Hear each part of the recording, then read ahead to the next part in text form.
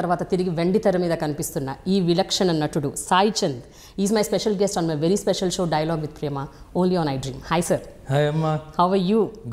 Good excellent. Very nice seeing you like this. Thank you అమ్మా. కాకపోతే మీరు నాకు మళ్ళీ ఆ తండ్రిలాగా మంచిగా గడ్డం పెట్టుకొని అలా కనిపిస్తారు అనుకున్నాను. యాక్చువల్లీ మీరు ఇంత యంగ్గా కనిపిస్తారని నేను ఊహించలేదు. యాక్చువల్లీ ఏంటంటే సాయి పల్లవి, శరణ్య వీళ్ళిద్దరితో నాకు చాలా విపరీతమైన అటాచ్మెంట్ పెరిగింది.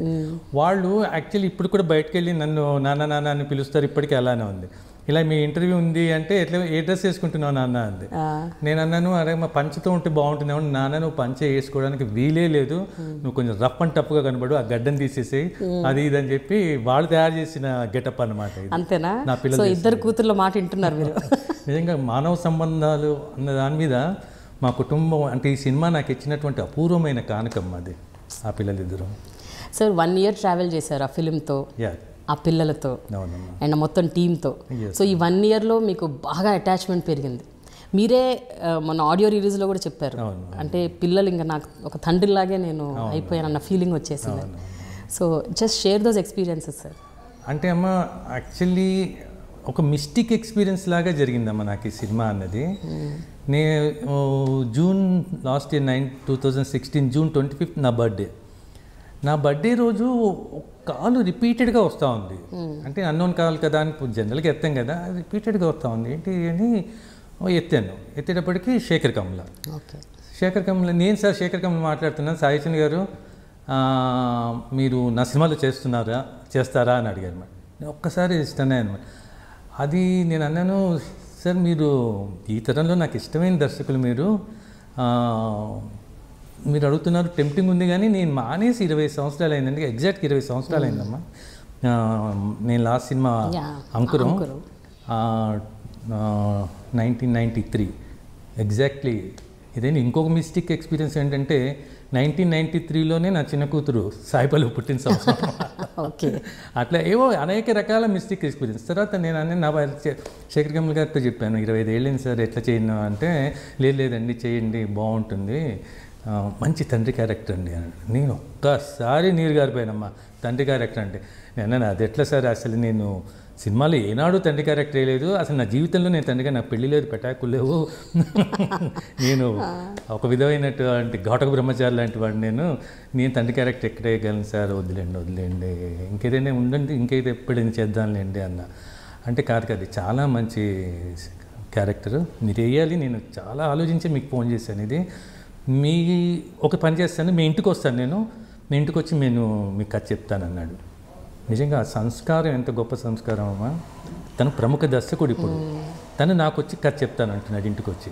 నేను అన్నాను, అట్లా కాదులేండి, మేము cinema is the directors medium అని నమ్మిన కుటుంబం ఇది, మా నాన్నగారు కానీ మేము కానీ, నేనే మీ దగ్గరికి వస్తాను అని. నెక్స్ట్ డే వెళ్ళానమ్మా. నెక్స్ట్ డే వెళ్ళినప్పుడు చెప్పాడు, చాలా బాగుంది కథ, చాలా బాగుంది. ముందు ఆ పాత్ర వినగానే నాకు 2 ఆడపిల్లలు, భార్య ఉండదు, మీరే పిల్లల్ని పెంచుతారు, వాళ్ళని చక్కగా తీర్చిదిద్దుతారు అనగానే నేను చాలా అట్రాక్ట్ అయ్యాను. ఏదైనా సరే చేయాలి, సినిమా చేయాలి అని అనుకున్న తర్వాత సరే అని చెప్తాను. కానీ కొంచెం హెజిటేషన్ మటుకు ఉంది, చేయగలనా ఎట్లా అని. అప్పటికి ఎందుకంటే సాయి పల్లవి నేను మానేసి 25 years అయింది కదా, సాయి పల్లవి ప్రేమం, తనకి అంత పేరు వచ్చిన విషయాలు ఇవన్నీ కూడా నాకు తెలియదు అనమాట. సో నేను ఇంటికి వచ్చిన తర్వాత మా నీస్ చరణిని ఉంటుంది, తనకి ఏంటంటే తను పుట్టిన తర్వాత నేను యాక్ట్ చేయలేదు ఎప్పుడు, అందుకని సాయమో నా కోసం ఉన్న ఒక్క సినిమా చేసామో అనేది అనమాట. తను రాగానే ఏం సాయం అంటే, ఏదో ఫాదర్ క్యారెక్టర్ అమ్మా, నాకు చాలా ఎస్టేట్ ఉంది అంటే, ఎవరికి సాయమమ్మా అంది. అంటే సాయి పల్లవికి. అంటే సాయి పల్లవికి అని మొబైల్లో ఫోటో తీసి, అంటే నెట్లోంచి తీసి చూపించింది. చూడగానే ఎంత చిన్నపిల్లలా ఉంది, అయ్యో ఈ పిల్లకైతే నేను తప్పకుండా చేయాల్సిందే, ఈ అవకాశం ఇంకెవరికి ఇవ్వడానికి వీల్లేదు అనుకుని నేను మెంటల్గా ఇక ఫిక్స్ అయిపోయాను, పిల్లకి చేద్దామని. తర్వాత ఏమైందంటే ఫ్యూ డేస్ తర్వాత మళ్ళీ శేఖర్ గారు ఫోన్ చేశారు. అంటే సాయి పల్లవి వచ్చింది, ఒక సీన్ ఊరికే తనకు కూడా కన్వీనియంట్గా ఉంటుంది, రిహార్సల్ చేద్దాం ఒక సీన్ అన్న. తప్పకుండా చేద్దామండి, మేము కూడా 25 years అయిపోయింది కదా యాక్ట్ చేసి, నాకు కూడా కన్వీనియంట్గా ఉంటుంది, తప్పకుండా చేద్దామని వెళ్ళాను అనమాట. వెళ్ళిన తర్వాత కాసేపు సాయి పల్లవి వచ్చింది. వచ్చే ఎట్లా అంత చిన్న పిల్ల ఒక బొమ్మలా నడుచుకుంటూ వస్తా ఉంది, ఒక పుత్తడి బొమ్మలాగా అనిపించింది అనమాట.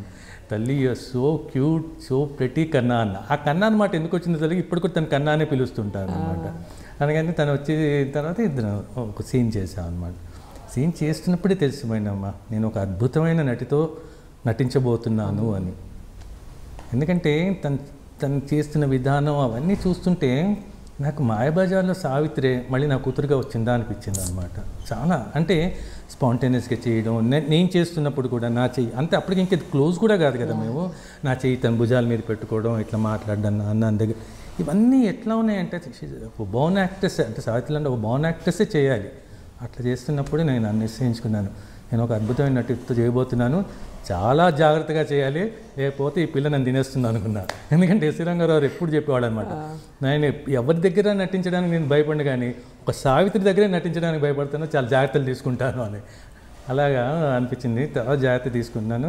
నేను వెళ్ళేటప్పుడు జోక్ కూడా అన్నాను అనమాట, తల్లి నువ్వు సినిమాలో అందరిని తినేస్తావు నాకు తెలుసు, నేను నాన్నరా, నన్ను మటుకు తినొద్దు, ఓకే నన్ను తినొద్దు అంటే అని చెప్పింది. తర్వాత అయిపోయిన తర్వాత వస్తూ ఉన్నానమ్మా, అది హాస్యస్తే అందరికి బాయ్ చెప్పి వస్తూ ఉంటే నాన్న అని పిలిపినపడి, ఎవరో అనుకుని వెళ్తుంటే మళ్ళీ నాన్న అని వెనక్కి తిరిగి చూడగానే పరిగెత్తుకొచ్చి నాకు కావలించుకొని సాయి పల్లవి నన్ను బాయ్ నాన్న, టేక్ కేర్ నాన్న, విల్ మీట్ సూన్ నాన్న అంది. నిజంగా అసలు నాకు ఒక నిమిషం చెలించిపోయానమ్మా నేను. అంటే ఏంటి 1000 ఏళ్ల నుంచి నేను ఈ పిలుపు కోసం ఎదురు చూస్తున్నానా అన్నంత చెలించిపోయాను అనమాట. తర్వాత మా ఇద్దరి అనుబంధం అయితే శతకోటి జన్మల అనుబంధంగా మారిపోయింది. ఇది వండర్ఫుల్ అనమాట. ఆ తర్వాత ఇక షూటింగ్కి వెళ్ళాము. షూటింగ్కి వెళ్ళినప్పుడు ఇక ఎప్పుడు ఇద్దరం కలిసి అంటే షూటింగ్కి వెళ్ళడం కూడా మేము ఇద్దరం కలిసి ఇక్కడి నుంచి ట్రావెల్ చేశారనమాట. తెలియకుండా మా మధ్య అనుబంధం చాలా పెరిగిపోయింది. ఇక నాకు తను ఇప్పటికి కూడా నాన్న నాన్ననే పిలుస్తూ ఉంటుంటాను.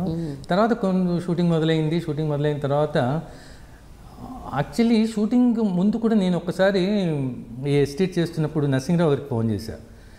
షూటింగ్ శేఖర్ కమల్ గారి దగ్గర నుంచి, నరసింగ్ ఇట్లా సినిమా అడుగుతున్నారు, మనం చేయమంటావు అంటే, అయ్యో నువ్వు తప్పకుండా చేయాలి నువ్వు, ఎందుకంటే పికాసో లాంటి వాళ్ళు చనిపోయేదాకా చేశారు, బెర్నాడ్ షా లాంటి వాళ్ళు చనిపోయేదాకా రాశారు, నువ్వు ఒక బాధ్యత గల నైతిక బాధ్యత గల కుటుంబం నుంచి వచ్చావు, సాహిత్య కుటుంబం నుంచి వచ్చావు, నీది పెద్ద బాధ్యత, అది నువ్వు తప్పకుండా చేయాలి అన్నాను అనుకుంటాను. తర్వాత మళ్ళీ తట్టగా మళ్ళీ గౌతమ్ ఘోష్కి ఫోన్ చేశాను.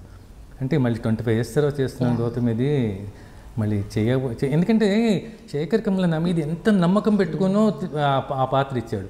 అక్కడికి నేను ఎక్కడైనా ఏదైనా నాకు ఆ భయం కొంచెం ఉండేదన్నమాట. అంటే గౌతమ్ ఘోష్ అన్నాడు, నో అసలు ఆలోచన తీసేసి స్విమ్మింగ్ అండ్ సైక్లింగ్ లాగా యాక్టింగ్ కూడా, స్విమ్మింగ్ సైక్లింగ్ ఒక చూస్తే మర్చిపోము, అట్లనే యాక్టింగ్ కూడా డెఫినెట్గా నువ్వు వరి అవ్వాల్సిన ఏం లేదు, మైండ్లోంచి తీసేసి నువ్వు వెళ్ళి యాక్ట్ చేయాలన్నాడు. సో వెళ్ళైనా ఫస్ట్ సీన్స్ అవన్నీ కూడా నాకేమీ ఇబ్బంది కలగలేదు. అంటే షూటింగ్కి వెళ్తున్నప్పుడు మటుకు డెఫినెట్గా ఏదో మొదటి సినిమాకి వెళ్తున్నటువంటి ఫీలింగే వచ్చింది.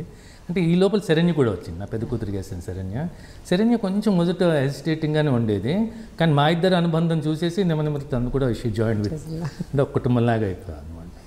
అయితే ఫస్ట్ టైం 25 ఏళ్ల తర్వాత మీరు కెమెరా ఫేస్ చేసినప్పుడు మళ్ళీ హౌ వాజ్ దట్ ఎక్స్పీరియన్స్ అండి? మొట్టమొదటిసారి అంటే మొట్టమొదటి సీన్ ఏంటి గుర్తుందా? మొట్టమొదటి సీను యాక్చువల్లీ సినిమాలో నా మొదటి సీనే అమ్మ. అంటే పెళ్లి చూపులకి వీళ్ళు వస్తారు కదా అమెరికా నుంచి, నేను వచ్చినప్పుడు పెళ్లి చూపుల సీన్ జరుగుతుంది. అంటే వరుణ్ తేజ్ బ్రదర్ అంటే శరణ్య నా పెద్ద కూతురు పెళ్లి సీన్, అదే నా సినిమాలో నాకు మొదటి సీను, నా షూటింగ్లో కూడా మొదటి సీన్. సో బిగ్ సీన్ అనమాట, అందరు ఆర్టిస్టులతో వాళ్ళు ఉన్నారు. అందులో నాకు చాలా ఇష్టం ఏంటంటే ఏమో నా వెనకాల ఫోటోలు ఉంటాయి, ఒక ఫోటోలో కార్ల్ మార్క్స్ ఉంటాడు. ఓకే, నాకు అదే అనుకున్నాను, అంటే ఒక పాత్రని చెప్పకుండానే ఒక ఆదర్శవాద అయిన పాత్ర అనేది వెనకాల ఫోటో ద్వారానే శేఖర్ కమల్ ఎస్టాబ్లిష్ చేస్తాడు. పక్కన మళ్ళీ జీసస్ క్రైస్ట్ ఉంటాడు, అసలు కాంట్రాస్ట్ అమ్మా. అందుకని నేను అంటాను, ఇతను వచ్చిన అతను ఆశ్చర్యంగా చూస్తుంటాడు, అంటే కాంట్రాస్ట్ ఏంటని. అంటే నేను అంటాను, మాది ఇంటర్ కాస్ట్ మ్యారేజ్, అందుకే అన్ని పద్ధతులు ఇంట్లో నడుస్తుంటాయి అన్నాడు. అంటే క్యారెక్టర్ని ఒక డైలాగు ఒక అట్మాస్ఫియర్తోనే ఎస్టాబ్లిష్ చేసేస్తాడు. వండర్ఫుల్ అనమాట. అయితే కొన్ని ఇమోషనల్ సీన్స్ అండి, ఎస్పెషల్లీ ఆడియన్స్ని ఇట్లా కట్టుపడేశారు మీరు. అంటే ఒక తండ్రి ఇద్దరు ఆడపిల్లలు కన్న తండ్రి, అది కూడా తల్లి లేకుండా ఆ పిల్లని పెంచడం, ఆ పిల్ల పెళ్ళయ్యాక అప్పగింతల టైంలో ఆ పిల్ల వెళ్ళిపోవటం. So they are some very very intrinsic, చాలా ఇంటెన్స్గా ఉన్న సీన్స్ కొన్నిటిని, ఆ ఇమోషన్స్ని ఏడవకుండా, మీరు కళ్ళల్లోంచి నీళ్లు రాకుండా, మీరు ఏడవకుండా ఎదుటి వాళ్ళని ఏడిపించడం అన్నది 100% గౌతమ్ ఘోష్ గారు చెప్పినట్టు యాక్టింగ్ ఒకసారి చేస్తే అది ఎప్పటికైనా ఉండిపోతుంది. అది ఎవరు nobody can say you're not an actor. So I think ఆ స్కిల్స్ ఇప్పటికీ ఆ 25 years బ్యాక్ మీరు వదిలిపడేసిన యాక్టింగ్, వదిలిపడేసినాను కూడమ్మా, వదిలేసిన యాక్టింగ్. నేను అప్పుడు వదిలేస్తున్నప్పుడు కూడా నేను సినిమా కంప్లీట్గా మానేస్తానని కాదు, ఇంగ్లీష్లో అంటాం కదమ్మా సెబాటికల్ బ్రేక్ అని చెప్పి, అంటే కొంచెం విరామం తీసుకొని ఈ డాక్యుమెంటరీస్ ఇవన్నీ అంటే అప్పటికే కొంచెం కొన్ని డిఫరెంట్ ప్రోగ్రామ్స్ అవన్నీ చేసి మళ్ళీ వద్దామని, రావడం లేట్ అయింది, నేను కంప్లీట్గా వదిలేయలేదు అప్పుడు అనుకున్నప్పుడు అనమాట. బట్ స్టిల్ అప్పుడు వదిలేసిన యాక్టింగ్ ఇప్పుడు చూడండి, ఆ ఇమోషనల్ సీన్స్లో మీరు ఏడవకుండా ప్రేక్షకులు నేర్పించారు. అంటే అమ్మ నేను ముందు కథ చెప్పినప్పటి నుంచి నేను ప్రిపేర్ అవుతానే ఉన్నాను అనమాట. ఎందుకంటే నేను తండ్రిని కాదు, అది అది ఎక్కడా కనపడకూడదు, అందుకని నేను తండ్రి అవుతున్నానని ఫీలింగ్ అవ్వాల్సిందే అని చెప్పి ఈ పిల్లలతో అంత అటాచ్మెంట్ పెంచుకోవడం. నేను శరణ్యతో కూడా ఫస్ట్ తను హెసిటేట్గా ఉన్నప్పుడు కూడా అన్న, అమ్మ మనం కలిసి చాలా క్లోజ్గా ఉంటేనే సినిమా మీద పండుతుందమ్మా, అందుకని మనం ఈ సినిమా వరకైనా క్లోజ్గా ఉందాము అని చెప్పా. అందుకని అప్పుడు సాయిపల్లివి చాలా క్లోజ్. సాయిపల్లివి నేను చెప్పాను కదా బాన్ యాక్టర్స్ అని, తనకు తెలుసు అనమాట, ఎలా ఉంటే ఎలా వస్తుంది, ఎలా ఉంటే ఎలా వస్తుంది తనకు అట్లా ఏ అట్మాస్ఫియర్లో మనం ఉండాలి, ఎవరితో ఎలా క్లోజ్గా ఉండాలి, ఎలా చేస్తే బాగుంటుంది అన్నీ తనకి తెలుసు. సరే నీకు కొత్త కదా, బట్ తను లోకల్ కూడా, అందుకని కొంచెం నాతో క్లోజ్ అవ్వడానికి కొంచెం హెసిటేట్ చేసేది అనమాట ఫ్యూ డేస్. నేను తనకి అలా చెప్పి ఆ క్లోజ్నెస్ అవన్నీ చేసుకున్నాను. నేను నెక్స్ట్ డే సీన్ వెళ్తున్నప్పుడు కూడా చిన్న సీన్ అయినా ఏదైనా నేను తప్పించేవాడిని, ఇది ఎలాగైనా రావాలి, బాగుండాలి ఎలాగైనా, ఎందుకంటే నేను ఆ తండ్రి పాత్ర తండ్రితనం అనేది ఎలాగైనా కనపడాలి అని చెప్పి నాకు ఎంత తప్పించేవాడిని అంటే ఒక్కోసారి ఆ సీన్ రేపు చేయబోయే సీన్ చేస్తుంటే నాకే ఏడుపు వచ్చేది అనమాట. ఎందుకంటే శేఖర్ తమ్ములు చెప్పారు, అంటే ఒక బర్స్ట్ సీన్ ఉంటుంది, బర్స్ట్ అయ్యే సీన్ ఉంటుంది, అంటే తను కూతురు పెళ్ళైపోయిన తర్వాత బాగా బర్స్ట్ అవుతాడనమాట.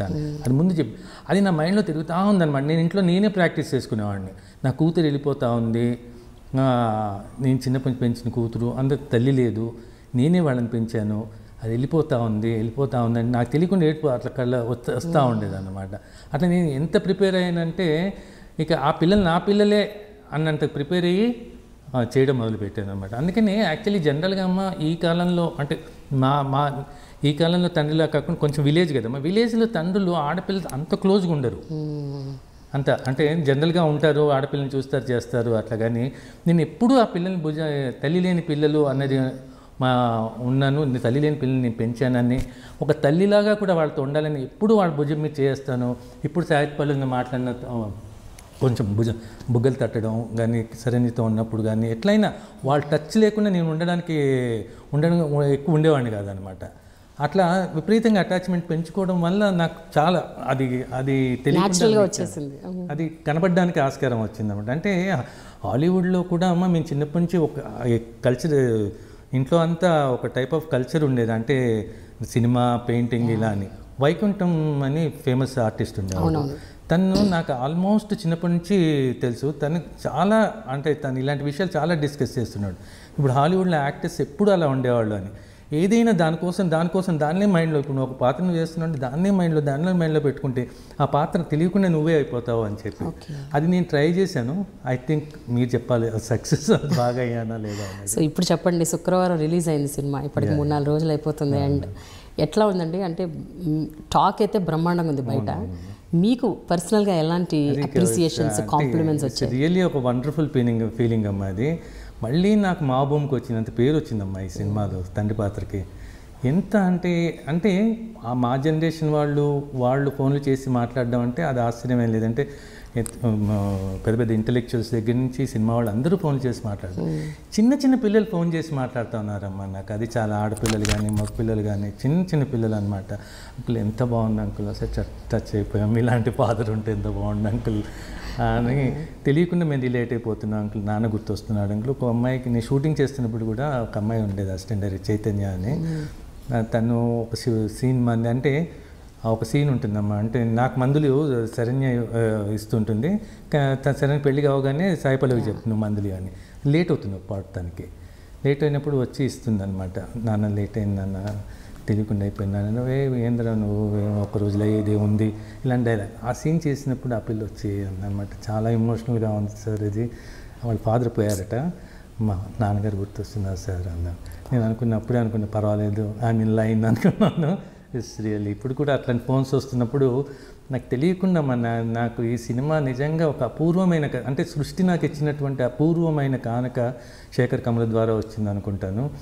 సాయి పల్లవి నిజంగా ఇలాంటి పిల్లలు వీళ్ళు ఉండడం అన్నది అంటే నేను జీవితంలో పోగొట్టుకునేది ఏదో మళ్ళీ సృష్టి నాకు ఇచ్చింది, నువ్వు పోగొట్టుకున్నావు ఇది తీసుకో అన్నట్టు ఇచ్చిన మహత్తరమైన గిఫ్ట్ అమ్మ నాకు ఈ సినిమా మటుకు. ఫిదా సినిమా 1 year ట్రావెల్ తర్వాత ఇప్పుడు సాయి పల్లవి మళ్ళీ కోయంబత్తూరు వెళ్ళిపోయింది. తన సినిమాలు, తన ఫ్యూచర్, తన గోల తను ఉంటుంది. అంటే she's not from Hyderabad, Telugu అమ్మాయే కాదు. ఐ యూ మిస్సింగ్ హర్ అండి? అమ్మో సో మచ్ అమ్మా. అసలు ఎట్లా ఉంటుందండి అంటే తను రెగ్యులర్ టచ్లో ఉంటుంది నాకు. రోజు మెసేజ్లో ఉంటుంది, తర్వాత ఏదో ఒక టైంలో ఫోన్ చేస్తూ ఉంటుంది, నాన్న హెల్త్ చూసుకో అంటుంటుంది. నేనంటే తను డాక్టర్, సాయి పల్లవి కదా, యాక్టర్ డాక్టర్ కూడా. నేనంటే తల్లి నేను ఎందుకు వరే వాళ్ళు, నా కూతురు డాక్టరు తనే చూసుకుంటుందిలే అంటే తనకి ఇష్టం అలా నేను అనడం అనమాట. థ్యాంక్ యూ అంటుంది. చాలా ఇప్పటికీ అటాచ్మెంట్ ఉంటుందమ్మా నాకు. ఇప్పుడు ఎంతైనా దూరంగా ఉంది కదా. ఒకసారి నిజంగా నిన్నగా మొన్న కూడా ఒక్కసారి 3:30 మెలకు వచ్చిందమ్మా. 3:30 మెలకు వచ్చి అసలు నిద్ర పడతలేదు. ఎంత బెంగమ్మా ఆ పిల్ల మీద నాకు అర్థమే కావట్లేదు. నేనన్నా పొద్దున్నే తనకి మెసేజ్ పెట్టా, తల్లి whole night I could not sleep, ఈ బెంగెట్ల తల్లి నువ్వే డాక్టర్ ఏదో చెప్పంటే తను నన్ను ఎక్కిరిస్తూ ఒక మెసేజ్ పంపిస్తుంది అనమాట. ఓకే, చాలా బెంగ అనమాట. ఎందుకంటే అంటే ఇంత లేట్ ఏజ్లో ఈ తండ్రితనం రావడం, ఈ తండ్రితనం అన్నది ఎంత మధురమైన అనుభూతో అంత బెంగ మళ్ళీ ఒక పక్కన అనమాట. That's also right. అది వెరీ స్వీట్ పెయిన్ అంటారు. స్వీట్ పెయిన్ అంటే యాక్చువల్లీ పడుకొని కూడా కాసేపు ఉండలేకపోతుంది, లేచి మళ్ళీ బయటికి రావాల్సి వస్తాం, తట్టుకోలేకపోతున్నాను అనమాట ఆ బెంగన అనమాట. అట్లా ఉంది అనమాట. సార్ ఒక విషయం చెప్పండి, మీరు పెళ్లి చేసుకోలేదు. సో మీరు అన్నట్టు సినిమాలో యాక్ట్ చేయడానికి కూడా నాకు శేఖర్ గారు నాకు పెళ్ళే కాలేదు, పిల్లలే లేరు, నేను ఎలా ఈ పాత్ర పోషిస్తానని అన్నారు. బట్ మీరు చాలా అవలీలగా పోషించడమే కాకుండా జనాలు మెప్పు పొందారు. అంటే అసలు తండ్రి అంటే ఇలా ఉండాలి, is exact replica of a father. ఒక 2 ఆడపిల్లల తండ్రి అంటే ఒక ఆడపిల్ల తండ్రి అంటే ఎలా ఉండాలి అన్నట్టు మీరు కరెక్ట్గా ఆ పాత్ర పోషించారు. So today do you repent for not మ్యారింగ్ and for not having kids? Repent అయ్యే అవకాశమే లేకుండా ఈ పిల్లలు వచ్చేసారమ్మా. ఎందుకంటే ఈ పిల్లలు వెళ్ళిపోయి నాతో మళ్ళీ సినిమా వరకే సంబంధం ఉండి తర్వాత వాళ్ళు వెళ్ళిపోయి మళ్ళీ బయటకు వెళ్ళిపోయిన తర్వాత నన్ను అంకుల్ అని పిలవడం, సాయి చంద్ గారు అని పిలవడం ఉంటే నాకు ఉండేది. పిల్లలు స్టిల్ అట్లాగే ఉంటున్నారు, అలాగే నాతో కాంటాక్ట్లో ఉంటున్నారు. నిన్న కూడా శరణ్య ఫోన్ చేసింది, నాన్న చాలా గుర్తొస్తున్నావు నాన్న అని ఫోన్ చేస్తుంది. తర్వాత మొన్నెప్పుడు ఒకసారి నేను అస్సాంలో షూటింగ్ ఒకసారి వరకు వెళ్తే అది అక్కడ కనెక్టివిటీ లేదనమాట. సో వీళ్ళతో కాంటాక్ట్లో ఉండడం కుదిరేది కాదు. అది తర్వాత నేను మళ్ళీ ఢిల్లీకి వచ్చి ఫ్లైట్ ఎక్కేటప్పటికి విపరీతంగా మెసేజ్లు వచ్చినాయి, పెండింగ్ మెసేజ్లు. ఆ శరణ్య అంటుంది, నాన్న నాకు అసలు నువ్వు కల్లోకి వస్తున్నావు, రెస్పాండ్ కూడా కావట్లేదు ఏంటి అంటా ఉంది. సాయి పల్లవి అలానే మెసేజ్, వాట్ హ్యాపెండ్ టు నాన్న, we're very afraid of you, what happened అని అంటాను అనమాట. ఆ అటాచ్మెంట్ ఎట్లా పెరిగిపోతుందంటే ఇప్పటికి కూడా వాళ్ళు అలాగే ఉంటున్నారు. సో నేను చేసుకోలేదని మిస్ అయిన బాధ ఏం లేదమ్మా. చేసుకుంటే నాకు ఇంత మంచి పిల్లలు ఉండేవాళ్ళు కాదో తెలియదు, వీళ్ళు ఉండబట్టి అట్లా లేదు. ఈ బంధం మటుకు నాకు కలకాలం మటుకు ఉండాలని ఉంది, జన్మజన్మలు వీళ్ళతో ఎట్లా ఉండాలని మటుకు ఉందమ్మా. నేను అప్పుడు సాయి పల్లవికి చెప్తా, తల్లి మనం జన్మజన్మలు ఉండాలిరా ఎట్లా అంటాను. అంటే ఎందుకు నన్ను నువ్వు వరి అవుతావు, నేను నీ కూతుర్నే నాన్న అంటుంది, నీ కూతుర్నే నేను అని మళ్ళీ దానికి అండర్లైన్ చేసి మళ్ళీ మెసేజ్ పంపుతున్నాను. ఓకే, మీరు ఇంకా సినిమా చూడలేదంట, నిజమేనా? అంటే నేను యాక్చువల్లీ ఏమైందంటేమో నాకు షూటింగ్లోనే అంత బెంగ ఇట్లా ఉంది, నేను సినిమా చూస్తే తట్టుకోగలనా అన్నది నాకు నిజంగా ఇది అనిపించింది అన్నమాట. అవునా? అంటే ఆ ఎమోషనల్ సీన్స్ మీరు తట్టుకోలేరు? అసలు ఇదే తట్టుకోలేకపోతా ఉన్నాను. వాళ్ళిద్దరు సాయి పల్లవి కోయంబత్తూరు వెళ్ళిపోయి తర్వాత మెడ్రాస్ వెళ్ళిపోయి షూటింగ్లు ఉంటేనే నేను అసలు మధ్యరాత్రి మెలకువలో వచ్చి నిద్రపట్టగా ఈ బెంగతో చచ్చిపోతున్నాను. నేను సినిమా చూస్తే అసలు తట్టుకోగలనా అని చెప్పి సాయి పల్లవికి చెప్పాను, నేను తల్లి నేను చూడలేనురా, నువ్వు నన్ను వదిలేసి నువ్వు చూడదలుచుకోలేదు అని. ఇంకెప్పుడు చూడను నేను ఈ సినిమా, చూస్తే నేను తట్టుకోలేను. నాన్న డోంట్ వరీ, నేను వస్తాను, మన ఇద్దరం కలిసి చూద్దాం అంటా. ఓకే, అంటే ఇది బాధ భయంగా ఉందమ్మా నిజంగా సినిమా చూడడానికి, తట్టుకోగలన సినిమా చూస్తే అని అనమాట. ఇది ఇప్పటికీ ఎట్లా ఉందంటే అసలు అంటే మీరన్నా స్వీట్గా ఉంది ఆ బాధ, మళ్ళీ ఎంత అనమాట. అంటే ఇంత లేట్ ఏజ్లో 2 పిల్లలు ఎదిగొచ్చిన 2 పిల్లలు అంత అఫెక్షన్ ఇవ్వడం, అంత ప్రేమగా నన్ను చూడడం, ఇంకా నాన్న నాన్న అని పిలవడం, నేను నీ కూతుర్ని నాన్న, ఎప్పటికీ నేను కూతుర్ని అని అనడం, ఇవన్నీ కూడా. కానీ మిమ్మల్ని క్వశ్చన్ అడగొచ్చా మేము, ఎందుకు మీరు పెళ్లి చేసుకోలేదు? అట్లా ఏం లేదమ్మా, ఎందుకో చిన్నప్పటి నుంచి అనిపించేది. యాక్చువల్లీ మాకు నారాయణగూడలో ఉండేవాళ్ళం. మాకు రామకృష్ణ మఠ్ దగ్గర ఉండేది. నేను హేతువాద కుటుంబం నుంచి వచ్చినప్పుడు నాకు వివేకానందుడు అంటే ఎందుకో తెలియని ఇష్టం ఉండేది. వివేకానందుడిని మనం ఒక స్పిరిచువల్గా చెప్పలేం కదా, ఈజ్ ఎవ్రీథింగ్. అతన్ని అందరం ఇష్టపడతాం. ఇటు అతివాదులు మితవాదులు ఆయన ఇష్టపడిన వ్యక్తి భారతదేశంలో ఎవరు ఉండరు అనుకుంటా.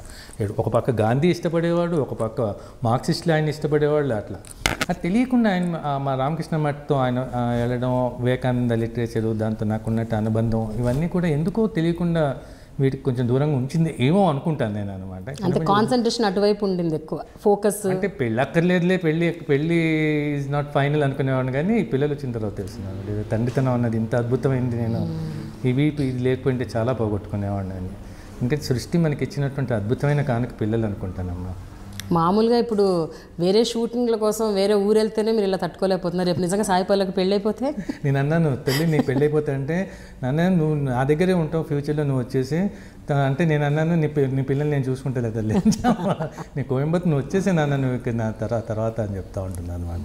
సో చాలా ఎఫెక్షన్ అమ్మా అమ్మాయి. అంటే సినిమా చూడండి, వ్యక్తుల్ని ఇట్లా ఇంత బాండింగ్ తీసుకొచ్చింది వ్యక్తుల మధ్య. భక్తపోతున్న సినిమా, కేవిరెడ్డి గారి సినిమా చూసి ఒక ఆయన బాలయోగి అయిపోయాడంట. మీకు విన్నారమ్మా అది? బాలుడు. ఒక సినిమా ఎంత ఎఫెక్ట్ ఇచ్చింది అనేది మన భక్తపోతున్న సినిమా చూస్తాం. తర్వాత నా పర్సనల్ ఎక్స్పీరియన్స్, నేను ఇన్ని సినిమాలు చేశాను మహాభూమి దగ్గర నుంచి అంకురం వరకు. ఎప్పుడు పాత్ర చేసిన తర్వాత పాత్రతో డిటాచ్ అయిపోవడం అని ఉండేది. ఒక మహాభూమితో అంటే ఇప్పటికీ నాకు ఉంటుంది, కానీ మిగిలిన పాత్రలు ఎప్పుడూ ఇప్పుడు అంకురం లాంటి పాత్ర ఏది చేసినా కూడా, తర్వాత శివ చేసిన కమర్షియల్ సినిమాలు చేసిన శివాలో కూడా నాకు యాక్చువల్లీ అందరూ ఎల్డర్ సిస్టర్స్ అమ్మ, యంగర్ సిస్టర్స్ నాకు లేరు, చెల్లెలు. అమలతో నాకు అనుబంధం ఉండేదన్నమాట శివాలో. నేను అన్నా తన చెల్లెలు కదా, ఇద్దరం అలా ఉండేవాళ్ళం. అసలు ఇప్పుడు అమలు కూడా, ఇప్పుడు మీరు ఇక్కడ ఉన్నారు కదా, పైన మాకుండే దానిలో అమల వాళ్ళ అమ్మ ఉంటుంది. తను అలా తీసుకుంది అనమాట. అప్పుడు అందరం ఉండొచ్చులే అన్నట్టుగా అని చెప్పి తను తీసుకుంది.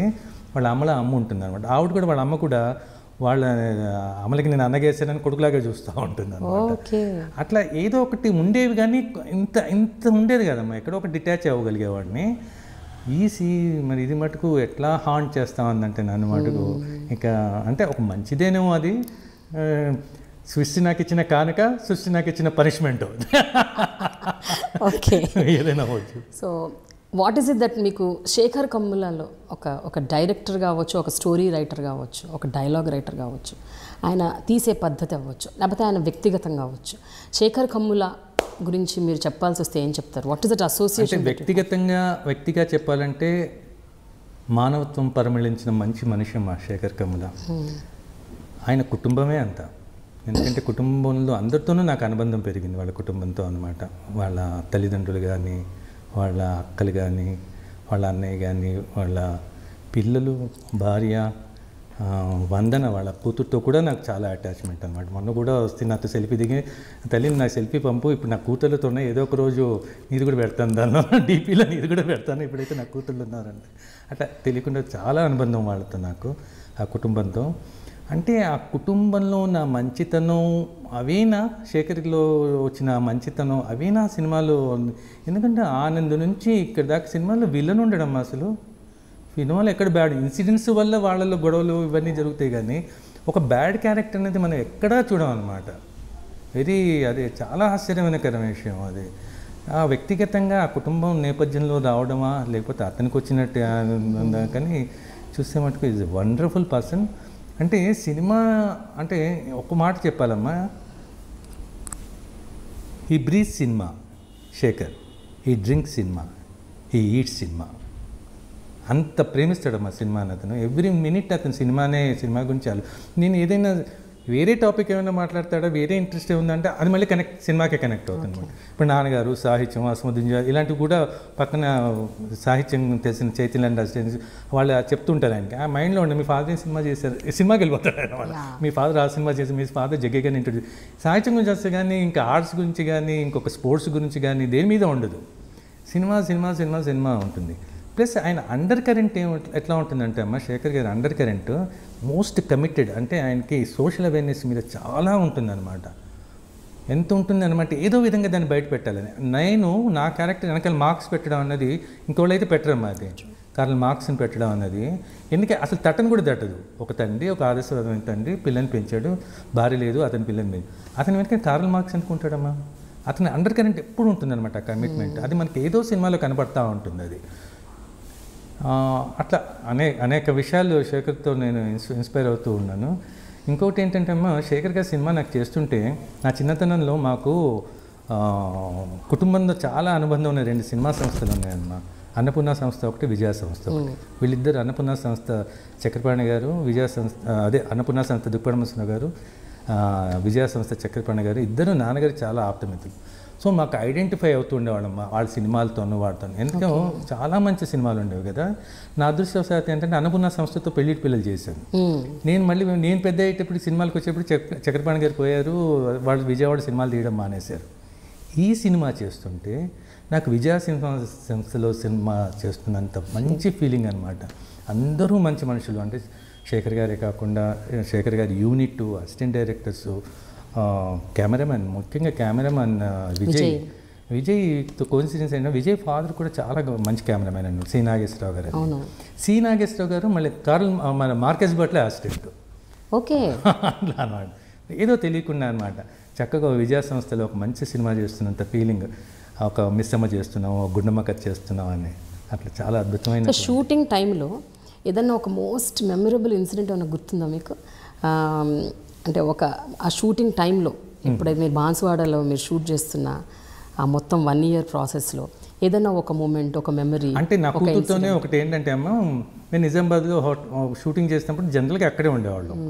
ఎక్కడ బాన్సువాడ ఫస్ట్ షెడ్యూల్ బాన్సువాడలో ఉండేవాళ్ళం. నేను ఏదో గెస్ట్ హౌస్లో ఉండేవాడు, సాయిపల్లి వేరే గెస్ట్ హౌస్లో ఉండేవాళ్ళు, ఇట్లా ఉండేవాళ్ళు. తర్వాత ఒక సెకండ్ షెడ్యూల్ మళ్ళీ ఒక చిన్న షెడ్యూల్ వేసుకుని వెళ్ళినప్పుడు అక్కడ గెస్ట్ హౌస్లో లేకపోతే నిజామాబాద్లో ఉన్నాం. నిజామాబాద్ నుంచి బాన్సువాడకు వచ్చేవాళ్ళం.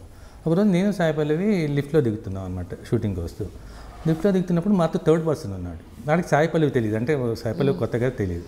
నేను గుర్తుపెట్టాడు, మీరు మాబూమ్ సాయిచంద్ కదా అన్నాడు. మాబూమ్ సాయిచంద్ కదా అంటే అవును అన్నాను. ఈమె ఎవరు అన్నారు. నా బిడ్డ అన్నా. అదే పోలికలు ఉంటే సాయిపల్లి అంటే ఏమో తనకు అర్థమైంది. నాన్న నీ ముఖ్యమో షార్ప్, నా ముఖ్యమో షార్ప్ కాదు, మన ఇద్దరికి పోలికలు ఉన్నాయంట. ఇలాంటి ఇన్సిడెంట్స్ చాలా ఉన్నాయమ్మా. అంటే వండర్ఫుల్. అంటే అదేంటో తెలియకుండా చాలా ఈ సినిమా నన్ను సెంటిమెంట్ చేసింది. సాయిపల్లివి చేసినా, సినిమా చేసినా, శేఖర్ చేసారో తెలియట్లేదు అనమాట. మొత్తాన్ని మీరు అందులో వెళ్ళిపోయారు, టోటల్గా వెళ్ళిపోయాను. అది హ్యాంటింగ్ వదలటం లేదు, ఏం చేయాలి ఇది. నేను అన్నాను సాయిపల్లి వస్తే, తల్లి ఎట్లా డిటాచ్ అవ్వాలిరా నీతో? డిటాచ్ అవ్వడం ఏంటి నాన్న అంటుంది. డిటాచ్ అవ్వడం ఎందుకు నాన్న అంటున్నాను అంట. తల్లి ఎట్లరా నువ్వు షూటింగ్లోకి వెళ్ళిపోతావు, నాకేమో నిద్ర పడతలేదు ఇక్కడ, ఏం చేయాలి అంటూ ఉంటాను అనమాట. మీరు ఎక్కడైనా ఏదైనా డైలాగ్ చెప్పేటప్పుడు, ఏదైనా సీన్ చేసేటప్పుడు, ఎస్పెషల్లీ ఇమోషనల్ సీన్స్ దగ్గర ఎప్పుడైనా మీరు ఇది నాకు రావట్లేదు, నేను చేయలేకపోతున్నాను, లేకపోతే ఇది ఇంకొక 10 సార్లు చేయాలి అంటే చాలా టేకులు తీసుకున్నాను, అలా ఏమన్నా అయ్యాయా? అట్లా కాకుండా అమ్మ, నాకు సీన్ ముందు తీసుకుని ప్రిపేర్ అయ్యే వచ్చేవాడిని అనమాట. అంటే శేఖర్ నాకు ఇచ్చినటువంటి ఇది కూడా, అంటే ఫ్రీడమ్ కూడా ఇచ్చాడమ్మా. అంటే తను జనరల్గా తన పద్ధతిలో తను చేసుకుంటూ వెళ్తుంటాడు కదా. జనరల్గా నేను చెప్పను. ఇప్పుడు బాపు గారు పెళ్ళిటి పిల్లలు చేస్తున్నప్పుడు కూడా చిన్న డైలాగ్ ఏదో ఇబ్బంది పెడతా ఉందన్నమాట. అంటే నా డైలాగ్ చెప్పడానికి కాదు, ఇదేదో తప్పర్థం వస్తూ ఉందని రమణ గారికి వెళ్ళాను. సార్ ఇది ఇట్లా ఏదో వస్తూ ఉంది, తేడా వస్తూ ఉంది, ఇట్లా మార్చుకోవచ్చా అని. మార్చుకో బాబు ఏందని. కానీ ఒక్కసారి దుప్పడమస్తున్నవారు కూడా చెప్పు అన్నారన్నమాట. దుప్పడమస్తున్నవారికి వెళ్తే అంకుల్ మరి ఇలా వస్తుంది, రమణ గారు చెప్పాను మార్చుకోవచ్చు అన్నారు, పర్లేదా అన్న. ఆయన నా వైపు చూసుకుంటేగా, అంటే రమణ రాసిన డైలాగులు నువ్వు మారుస్తున్నావా? బాబు గారు కూడా నన్ను జోక్గా అనమాట, గోపిచంద్ గారు అబ్బాయి డైలాగులు మార్చేసుకుంటున్నావాటగా అంటున్నాను అనమాట. అట్లా అంటే కొంచెం సెన్సిబుల్గా ఉంటే ఏ డైరెక్టర్ని ఒప్పుకుంటారు కదా. శేఖర్ గారు నాకు ఆ చనువు ఇచ్చారు, అది ఆ చనువుతో కొంచెం ఆ ఫ్రీడమ్ ఇచ్చారు. ఈ సినిమాలో వీలైనంత వరకు ఫస్ట్లో వాళ్ళ స్క్రిప్ట్లో లేని కొన్ని నేను యాడ్ చేసుకున్నాడు పిల్లలతో ఉన్నప్పుడు అనమాట. అంటే తల్లి అన్న వర్డు, బిడ్డ అన్నది తెలంగాణలో బిడ్డ ఎక్కువ వాడతారు, నేను ఎక్కువ ఈ సినిమాలో బిడ్డ వాడాను. తర్వాత అది అడుగుతున్నాను, నాన్న నేను లేట్గా వచ్చిందని చేస్తాను, గిల్టీనెస్ అడుగుతుంది, నాన్న నేను బంగారం కదా అంటున్నాను.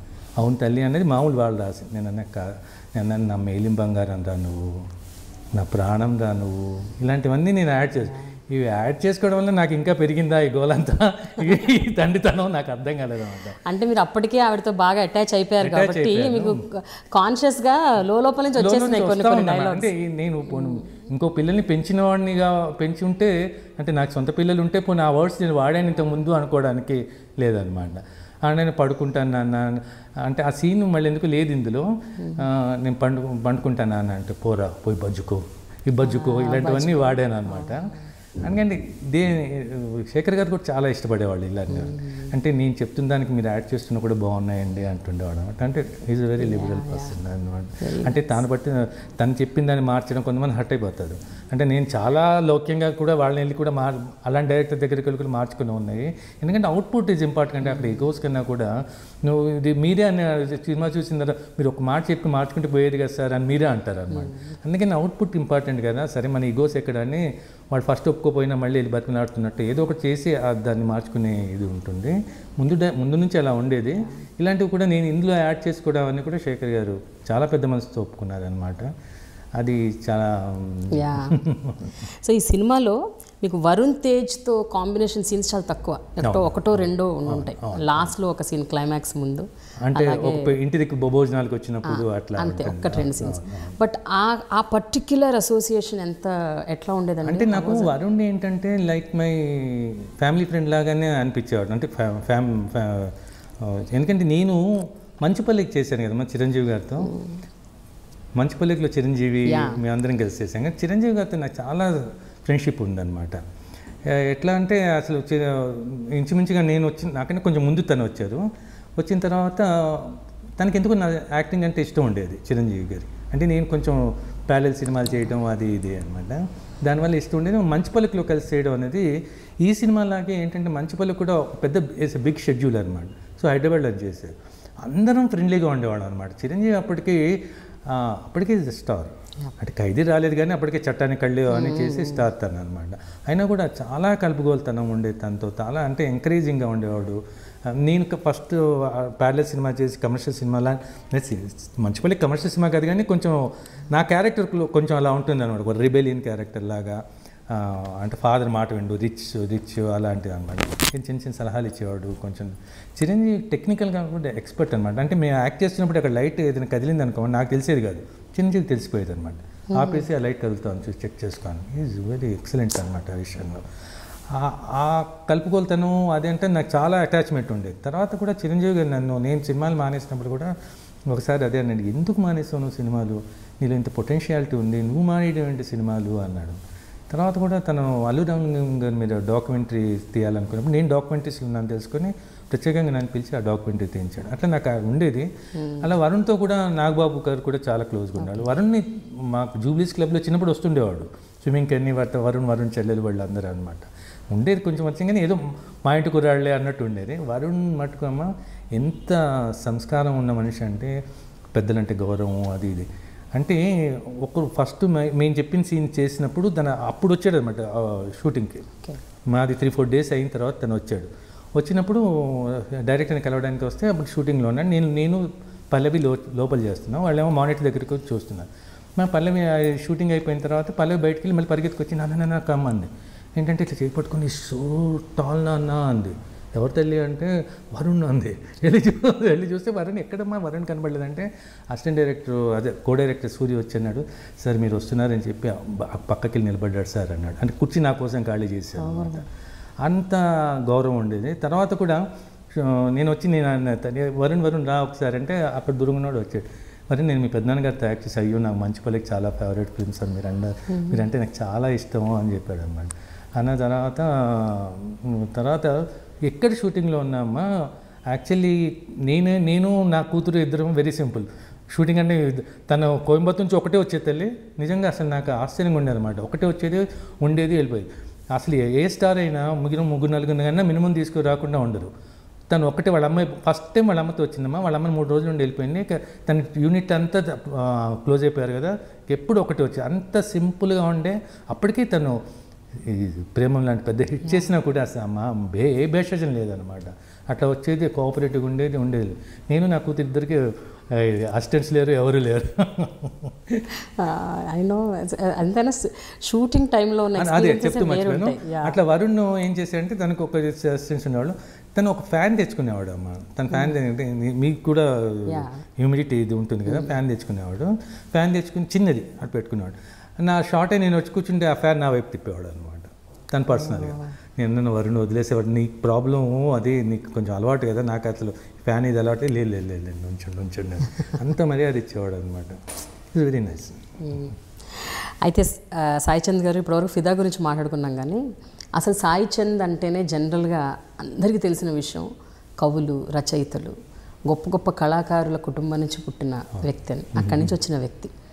మీ తాతగారు త్రిపురనేని రామస్వామి గారు గొప్ప గొప్ప poet, is a great poet. నాకు చాలా ఇష్టం. నాన్నగారు గోపీచంద్ గారు.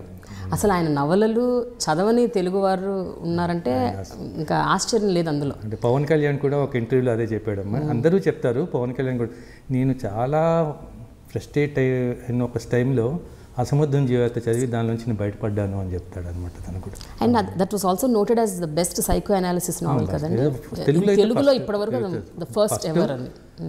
తర్వాత చివరికి మిగిలేదు కూడా, నెక్స్ట్ చివరికి మిగిలేదు. బట్ మీరు చెప్పండి సార్, ఒక తాతగారు గొప్ప కవి, నాన్నగారు గొప్ప రచయిత, సో వాళ్ళిద్దరి నుంచి మీరు ఇంబైబ్ చేసుకున్న క్వాలిటీస్ ఏంటి? అంటే తాతగారు, నేను యాక్చువల్లీ బాహటంగా తాతగారమ్మ, ఇన్నర్గా నాన్నగారు. ఎందుకంటే నేను ఏ వర్క్ చేసినా అది సోషల్లీ రిలవెంట్గా చేసే పనులే చేయాలి అన్నది నాకు తాతగారి దగ్గర నుంచి వచ్చినటువంటి ఒక వారసత్వం అమ్మ. నాన్నగారి వారసత్వం ఏంటంటే అమ్మ మానవతావాదం.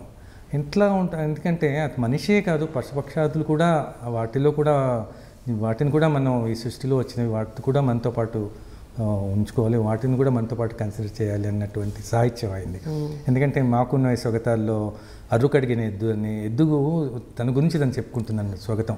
అంటే నేను బాగా పనిచేసే రోజుల్లోనేమో నాతో వ్యవసాయం అన్నీ చేయించుకున్నారు, ఇప్పుడు నా పని అయిపోయింది, నాకు అరుగడిగేటప్పుడు నా అసలు పట్టించుకోవట్లేదని. అంటే అది హ్యూమన్ దీనికి సింబాలిక్గా అనమాట. తల్లిదండ్రుల్ని మనం బాగా ఉన్న రోజు పట్టించుకుంటాం, వాడు ముసలైపోయిన తర్వాత పట్టించుకోవట్లేదని సింబాలిక్గా అట్లా ఉంటుంది.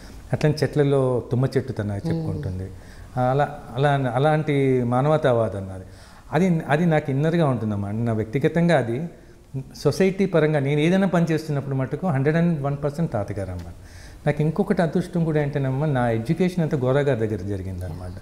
నా వండర్ఫుల్ అంటే నాకు చాలా ఎంగేజ్లో నాన్నగారు అమ్మపోయారు. సో అప్పుడు నన్ను నాన్నగారికి మా కుటుంబానికి చాలా సన్నిహితంగా ఉంటారని చెప్పి గోరాగారికి అప్పుడు స్కూల్ ఉండేది, వాస విద్యాలయం అని, అది రెసిడెన్షియల్ స్కూల్ అనమాట. అక్కడ నన్ను జాయిన్ చేశారు. అక్కడ జాయిన్ అవ్వడం అనేది నాకు చాలా అదృష్టమైన విషయం అమ్మ. ఎందుకంటే అక్కడ అనేక రకాలమైన మనుషులు వస్తుండేవాళ్ళు. అంటే నేను ఎంతో గొప్ప గొప్ప వాళ్ళందరినీ అక్కడ కలవడానికి అవకాశం కలిగిందనమాట. అంటే జాషువా గారు లాంటి వాళ్ళు, తర్వాత అమెరికా నుంచి, ఇంగ్లాండ్ నుంచి గొప్ప గొప్ప రైటర్స్, ఎథిస్టులు వీళ్ళు, తర్వాత గాంధీ గారి మనవరాలు మను గాంధీ, దుర్గాబాయి దేశ్ముఖ్, ఇలా ఎంతెంతో మందిని కలిసే అవకాశం అక్కడ చదవడంలో వచ్చింది. దానివల్ల అంటే మా ఇంట్లో 6గురిలో 5గురికి రాని అదృష్టం నాకు అదనమాట, అక్కడ నేను ఉండడం అన్నది. దానివల్ల నాకు జీవితం మీద చాలా ఒక అండర్స్టాండింగ్, ఒక బ్యాలెన్స్, ఒక అవేర్నెస్ రావడానికి గోరాగారు, ఎందుకంటే గోరాగారు ఉన్నప్పుడు నేను చదువుకున్నాను. అందుకని గోరాగారు అప్పటికి ఆయన మంచి ఉద్యమాలు చేస్తున్న సమయంలో నేను అక్కడ ఉన్నాను. బట్ మీ వ్యక్తిత్వం ఒక గ్రేట్ బ్లెండ్ కదండి.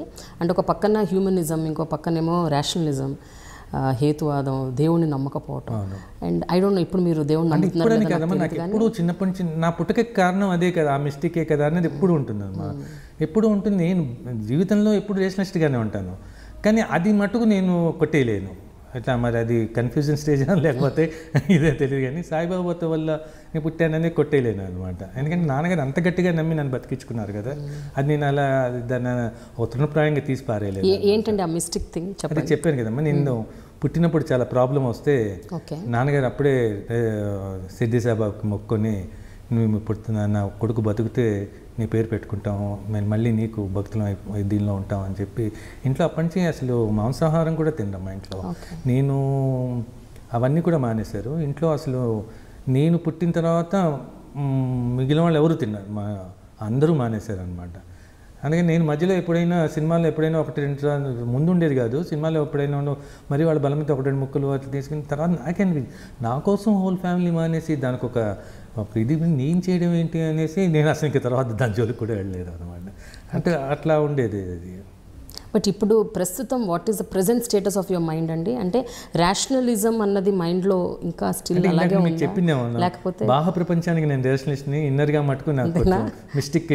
ఎందుకంటే ఈ ఇయర్ మరీ మిస్టేక్ ఎక్స్పీరియన్సెస్. అంటే ఎట్లా జరిగినాయి ఇవి నాకు అర్థం కాలేదు అనమాట. బర్త్డే నాడు రావడం ఏంటి ఆఫరు, నా బర్త్డే నాడు ఫినిష్ అవ్వడం అంటే సినిమా, సాయి పల్లవి నా జీవితంలోకి రావడం ఏంటి, సాయి పల్లవి నేను లాస్ట్ సినిమా మానేసినప్పుడు ఆ ఇయరే సాయి పల్లవి పుట్టడం ఏంటి, సాయి పల్లవి పుట్టుక సిద్ధి సాయిబాబా కారణం, నా పుట్టుకకి సిద్ధి సాయిబాబా కారణం, ఇలాంటివి అనేక రకాలండి. కొన్ని గుర్తొస్తున్నాయి చెప్తున్నాను, కొన్ని అనేక రకాలైన మిస్టేక్ ఎక్స్పీరియన్స్. సాయి పల్లవి పుట్టుక కూడా షిరిడి సాయిబాబా కారణం. అదే అంటే అది ఎలా?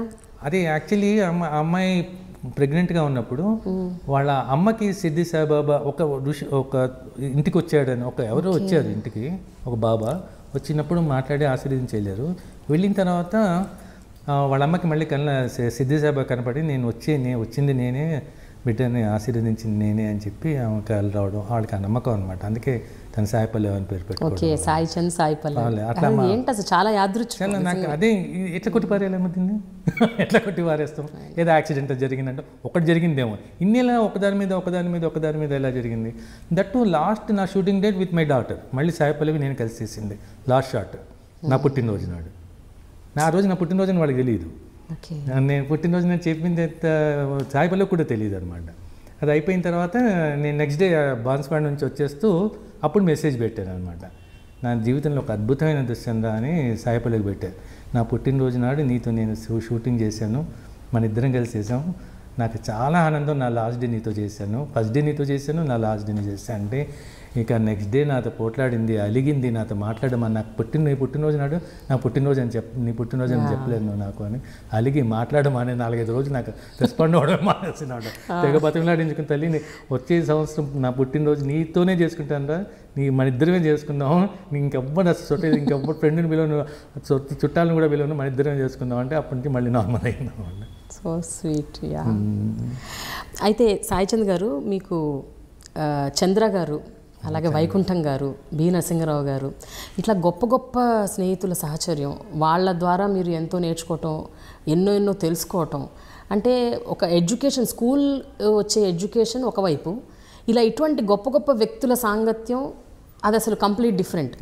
సో హౌ ఇట్ హెల్ప్డ్ అండి ఇన్ యువర్ లైఫ్? అంటే ఒక విధంగా అమ్మ అసలు అది చిన్నతనం నుంచి జరిగిందమ్మా. అంటే నాన్నగారు నాకు ఎంగేజ్లో పోయారు, కానీ నాన్నగారి దగ్గరికి అనేక మంది వచ్చేవాళ్ళు. అంటే అప్పుడు కవులు, గాయకులు, సినిమా వాళ్ళు అందరూ, అంటే మా నారాయణగూడ ఇల్లు ఒక పెద్ద కల్చరల్ సెంటర్లా ఉండేది అనమాట. దానికి నా ముద్దు పేరు లిటిల్ ప్యారిస్ అని పెట్టుకున్నా, మా నారాయణగూడ అనమాట. అంటే ప్యారిస్లో 19th centuryలో ఉండేటటువంటి అట్మాస్ఫియర్ అంతా మా ఇంట్లో ఉండేది అప్పుడు. నాన్నగారు ఒక రచయిత సినిమా కాబట్టి, ఇటు రచయిత గారి సినిమా కూడా అనేక రకాలమైన కళాకారులు రావడం అనేది ఇంట్లో ఉండేది. అంటే ఇప్పుడు కవుల్లో దాశరథి గారు, నారాయణ రెడ్డి గారు, జాషువా గారు, విశ్వనాథ్ సత్యనారాయణ గారు, వీళ్ళందరూ వస్తుండేవాళ్ళు. అట్లనే పెయింటర్స్లో రామారావు గారు, ఇలాంటి వాళ్ళందరూ వస్తుండేవాళ్ళు. ఆ తర్వాత సినిమా యాక్టర్స్ గుమ్మడి గారు, జగ్గయ్య గారిని అయితే నాన్నగారే దర్శకుడిగా ప్రియురాలుగా ఉన్నప్పుడు జగ్గయ్య గారిని ఇంట్రడ్యూస్ చేసి, జగ్గయ్య గారు, అక్కినేని నాగేశ్వరరావు, వీళ్ళ కోయిన్సిడెంట్లకి ఏంటంటే నాగేశ్వరరావుకి నాన్నగారికి చాలా అనుబంధం ఉండేది, ఎన్టీ రామారావు గారికి మా తాతగారు కవిరాజు గారితో చాలా అనుబంధం ఉండేది అనమాట. అంటే ఇప్పుడు తర్వాత ఎన్టీ రామారావు గారు నాన్నగారి దగ్గరికి వచ్చేవాళ్ళు, కానీ ఎన్టీ రామారావు గారు నన్ను ఒకసారి పిలిచి మాట్లాడారు, కవిరాజు గారు మనవాడిని, గోపిచంద్ర గారు అబ్బాయి నన్ను కాదు, కవిరాజు గారు రామస్వామి గారిని మనవాడిని పిలిచి మాట్లాడి చెప్పారు అనమాట. నాకు ఆయన గురువే ఇక కవిరాజు గారు. నేను ఏసీ కాలేజీలో చదువుకునే రోజుల్లో ఆయన నాటకాలు కూని, శంభుకవద, నేను జగ్గయ్య గారు వాళ్ళు వేసేవాళ్ళం. ఆ ఇన్స్పిరేషన్తోనే నేను ఆయన సినిమాలు కూడా, తర్వాత సీతారామ కళ్యాణంలో రావణ బ్రహ్మ, తర్వాత కృష్ణపాండ్యంలో దుర్యోధనుడు, అవన్నీ కూడా తాతగారి లిటరేచర్ ఇన్ఫ్లుయెన్సెస్ అనమాట. వాళ్ళని హీరోలు చేయడం అనేది మన ఇండియన్ స్క్రీన్లో ఎక్కడా లేదు కదా, ఎన్టీ రామారావు చేయడమే అది, నేను బ్యాక్గ్రౌండ్ తాతగారే అనమాట. అట్లా మా చిన్నప్పటి నుంచి అనేక రకాలమైన ఆర్ట్ కల్చర్లో గురువు అనమాట. అనుకోకుండా మాకేంటంటే అమ్మ పక్కనే ఇంకా బాలానంద సంఘం అని ఒకటి ఉండేది నారాయణగూడలో. అది ఒక పిల్లలకి పెద్ద గొప్ప కల్చరల్ హబ్ అమ్మ అది నిజంగా. అంటే రేడియో అన్నయ్య, రేడియో అక్క అనే న్యాయపతి రాఘవరావు గారు వాళ్ళు, అంటే వాళ్ళు మెడ్రాస్ ఎప్పటి నుంచో, వాళ్ళకి పిల్లలు లేరు, అందుకని వాళ్ళ బాలానంద సంఘం అని పెట్టి వాళ్ళ పిల్లల్ని అనేక రకాలుగా వాళ్ళు ప్రమోట్ చేస్తారు. తురగా జానకిరాణి గారు అందరూ, తురగా జానకిరాణి గారు కాదు, వీళ్ళు న్యాయపతి రాఘవరావు గారు, వీళ్ళు చాలా ముందు తర్వాత వీళ్ళు వచ్చారు చాలా ముందు. అసలు వాళ్ళు మెడ్రాస్ అప్పుడు కంబైన్ స్టేట్గా మెడ్రాస్ ఉన్నప్పుడు అక్కడ ఉండేది బాలానంద సంఘం. అంటే వీళ్ళు మేమే బాపు గారు, రమణ గారు అందరూ అందులోంచి వచ్చిన వాళ్ళే, అక్కడి నుంచి మా దాకా అందరూ వచ్చిన వాళ్ళు అన్నమాట. అటువంటి సంస్థ పనిచేయడం. తర్వాత మాకు ఇంకోటి ఏంటంటే నాన్నగారు పోయాక మా పెద్దనే డాక్టర్ రమేష్ అని ఉండేవాళ్ళు, ఆయనకి ఆయన డాక్టరేట్ కూడా ఆయన కల్చరల్ యాక్టివిటీస్ చాలా ఉండేవి. మా గోపిచంద్ ఆర్ట్స్ అని చెప్పి చాలా నాటకాలు అవన్నీ వేసారు, తను రైటరు. అది ఈ నరసింహరావు గారు వీళ్ళందరూ కూడా అన్నయ్య వల్ల మాకు చాలా క్లోజ్ ఫ్రెండ్స్ అయ్యారు అనమాట. అన్నయ్య వల్ల నేను అప్పుడు నాస్తికేంద్రంలో అదే గోరగద్ద చదివేవాడిని. హాలిడేస్కి వచ్చినప్పుడు వీళ్ళందరూ కూర్చొని మాట్లాడుతుంటే నేను పక్కన వెళ్ళి కూర్చోవడం, ఇదాన్ని వాళ్ళు పెద్ద ఒక చిన్నపిల్లని చూసినట్టు చూసేవాళ్ళు. అట్లా తెలియకుండా వాళ్ళతో అనుబంధం ఉండేది. అంటే నాన్నగారి నుంచి అన్నయ్యకి షిఫ్ట్ తర్వాత వీళ్ళకి వచ్చేటప్పటికి కల్చరల్గా చాలా తేడాలు వచ్చేస్తూ ఉన్నాయన్నమాట. ఎందుకంటే వామపక్ష సిద్ధాంతాలు చాలా వచ్చేసినాయి అప్పటికి. నరసింహరావు గారు చాలా కమిటెడ్గా ఉండేవాడు అనమాట మొదట్లో వామపక్ష సిద్ధాంతాల మీద అనమాట. తన పొయిటు ఇవన్నీ అనమాట. నాకు అంటే ఇంట్లో అంటే హేతువాదం ఇవ్వండి, వామపక్ష పాటలు కానీ ఇవన్నీ నాకు వినడం చాలా ఫస్ట్ టైం. నిజంగా అమ్మ నేను బండెనక బండి కట్టి ఫస్ట్ సాంగ్ విన్నప్పుడు ఇటువంటి పాటలు కూడా ఉంటాయా అని అనిపించింది అన్నమాట. ఇలా కూడా ఉంటుందా సాహిత్యం, ఇలా కూడా నేను అంత సాహిత్య కుటుంబంలో వచ్చి నేను స్టన్ అయిపోయాను అనమాట. బండెనక ఇట్లా ఉంటుందా అంటే మీరు ఎప్పుడు అప్పటి వరకు కూడా ఒక రెబెలియస్ పోయట్రీ వినుండరు. అంటే తాతగారు వినేవాడు. అంటే వీరగంధం తెచ్చినారము వీరుడెవ్వడు తెలుపుడు పూసిపోదము మెడన వైతము పూల దండలు భక్తితో తెలుగు బావుట కన్ను చెదరగా కొండ వీటన ఎగురునప్పుడు తెలుగు బిడ్డ లేవలేవ వీర సాయము సేయరావుగా అలాంటి ఉండేవి. నేను పాడుతుండేవాడిని చాలా. అదే అంటే నేను అనేది ఏంటంటేనండి, ఒక వీరత్వం శూరత్వం అట్లా ఉండేది, అలాంటి పాటలు ఉండేవి. బట్ పోరుబాట, ఉద్యమం, ఇలాంటి కైండ్ ఆఫ్ సాహిత్యం మీరు అప్పటి వరకు వినుండరు. నిజంగా నాకు గిల్టీనెస్ ఏంటంటే అంత సాహిత్య కుటుంబంలోంచి ఈ కోణం అసలు చూడలేదేంటి అని చాలా గిల్టీనెస్ అనమాట. అది తెలియదు అన్న దానికంటే గిల్టీనెస్, నేను ఎందుకు చూడలేకపోయాను అన్నది ఉండేది. ఇంకా తర్వాత ఇక దాని క్షుణ్ణంగా అటువైపు బాగా అట్రాక్ట్ అయి ఉంటారు కదండి అప్పటికి. మా భూమి తర్వాత ఐ థింక్ ఒక సిరీస్ ఆఫ్ ఉద్యమాల సినిమాలు, అందుకని మిమ్మల్ని అప్పట్లో ఉద్యమాల హీరో అని అనేవారు, ఉద్యమాల సినిమాల హీరో అని లైన్గా. తర్వాత ఏంటండి అది యువతరం కదిలింది, ఈ చదువులు, తర్వాత ఇలా అనేక రకాల. మళ్ళీ మన నరసింహరావు గారిది ఇంకో సినిమా కూడా చేశారు, రంగుల ఉద్యమం అనలేము కానీ అండర్ కరెంట్ అంటే అదే ఒక పెయింటర్ కమిటెడ్ పెయింటర్గా ఎలా మారాలి అని తీసుకున్నారు. ఆ సినిమాలో కూడా చాలా మంచి కార్యక్రమం. అంటే అంతవరకు నేను ఎప్పుడు పెయింటర్స్తో తిరగడం, నేను పెయింటర్ని కాదు కదా, that is a successful painter. నేను అప్పటికి వైకుంఠం వాళ్ళందరూ సక్సెస్ఫుల్ కాదు, వాళ్ళతో ఎంతో అనుబంధం ఉండేది కానీ అంత సక్సెస్ఫుల్ కాదు. నేను ఆ క్యారెక్టర్ వేయడానికి ఎంత కష్టపడాల్సి వచ్చిందంటే, నేను వాళ్ళ ఉద్దేశంలో ఒక ఆర్టిస్ట్ని పెట్టుకున్నారనమాట, ఇతని క్యారెక్టర్ అనేది. ఇక పేరు చెప్పడం ఎందుకు నేను చెప్పట్లేదు. ఇంకా అలా ఉండాలి అని చెప్పి నేనేం చేశానంటే, అలాంటి ఆర్టిస్టులు ఎవరున్నారు వాళ్ళందరినీ మద్రాసులో కోరమండల్ అని ఒకటి ఉంది, అక్కడ ఆర్టిస్ట్ కాలనీ, అక్కడికి వెళ్ళి వాళ్ళతో కొన్ని రోజులు ఉండొచ్చాను అనమాట. అవన్నీ చేయడం బట్ట ఆ క్యారెక్టర్కు న్యాయం చేయడానికి అవకాశం వచ్చింది. మీ నాన్నగారు కేవలం రచయిత మాత్రమే కాదు, ఆయన dialogue writer, screen writer, story writer, director, కొన్ని సినిమాలు కూడా చేశారు ఆయన. అయితే ఆయన రాసిన సినిమాలలో ఎప్పుడు మీరు నటించలేదంటే, ఆయన తీసిన సినిమాల్లో కానీ మీరు చైల్డ్ ఆర్టిస్ట్ కూడా చేశారు కాబట్టి అడుగుతాను. నేను నాకు 6 years ఉన్నప్పుడు నాన్నగారు పోయారమ్మా. నేను చైల్డ్ ఆర్టిస్ట్ చేసేటప్పటికి నాన్నగారు పోయిన తర్వాత చేసింది. అప్పుడు బాలాందల్లో ఉన్నప్పుడు అక్కడ నా పర్ఫార్మెన్స్ చూసి సతీ అరుంధతి అనే సినిమా తీస్తూ నన్ను చైల్డ్ ఆర్టిస్ట్గా అడిగారు అనమాట. అది చేసినప్పుడు జమున గారు పోనీ ఆయన రచనలు ఏదన్నా తెరకెక్కినవి, థియేటర్లో వచ్చినవి, లేకపోతే సినిమాలు తీసినవి, అవేమన్నా మీరు చేశారా? అంటే నాన్నగారి సాహిత్య అకాడమీ నవల పండిత పరమేశ్వర అని టెలిఫిల్మ్గా చేశాను. అది చాలా పెద్ద సక్సెస్ఫుల్ టెలిఫిల్మ్ అమ్మా, ఎందుకంటే చాలా అవార్డ్స్ వచ్చినాయి దానికి. మొదటి అవార్డ్స్ ఏంటంటే దూరదర్శన్లో ఆ రోజులు, అంటే శాటిలైట్ ఛానల్స్ ఇంకా స్టార్ట్ కాలేదు, దూరదర్శన్లో చేసాం.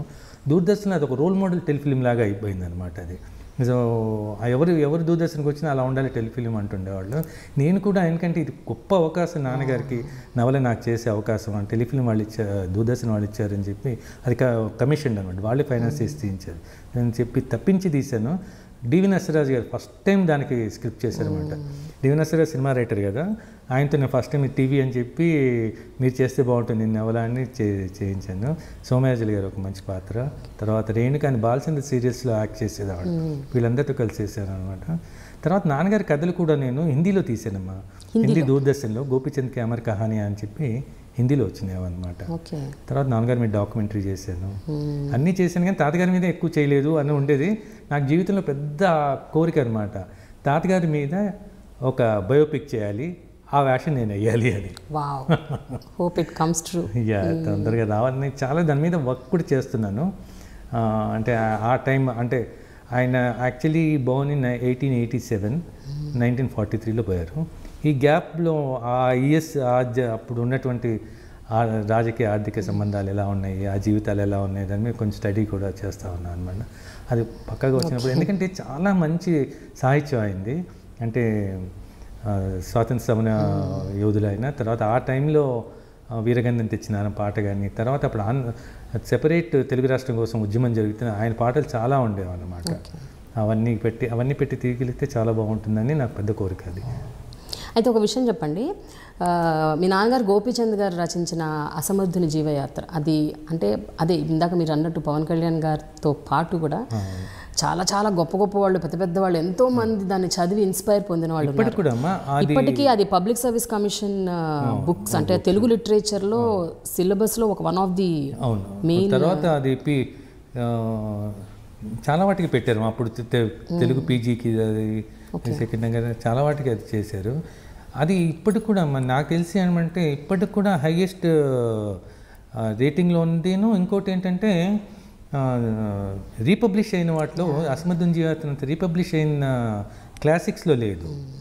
మార్క్ ట్వైన్ ఉన్నారు కదా మా ఇంగ్లీష్ రైటర్, ఆయన అంటాడు అన్నమాట, క్లాసిక్ అంటే చదవాలనిపించేది, చదవడానికి బుద్ధి పుట్టింది అని.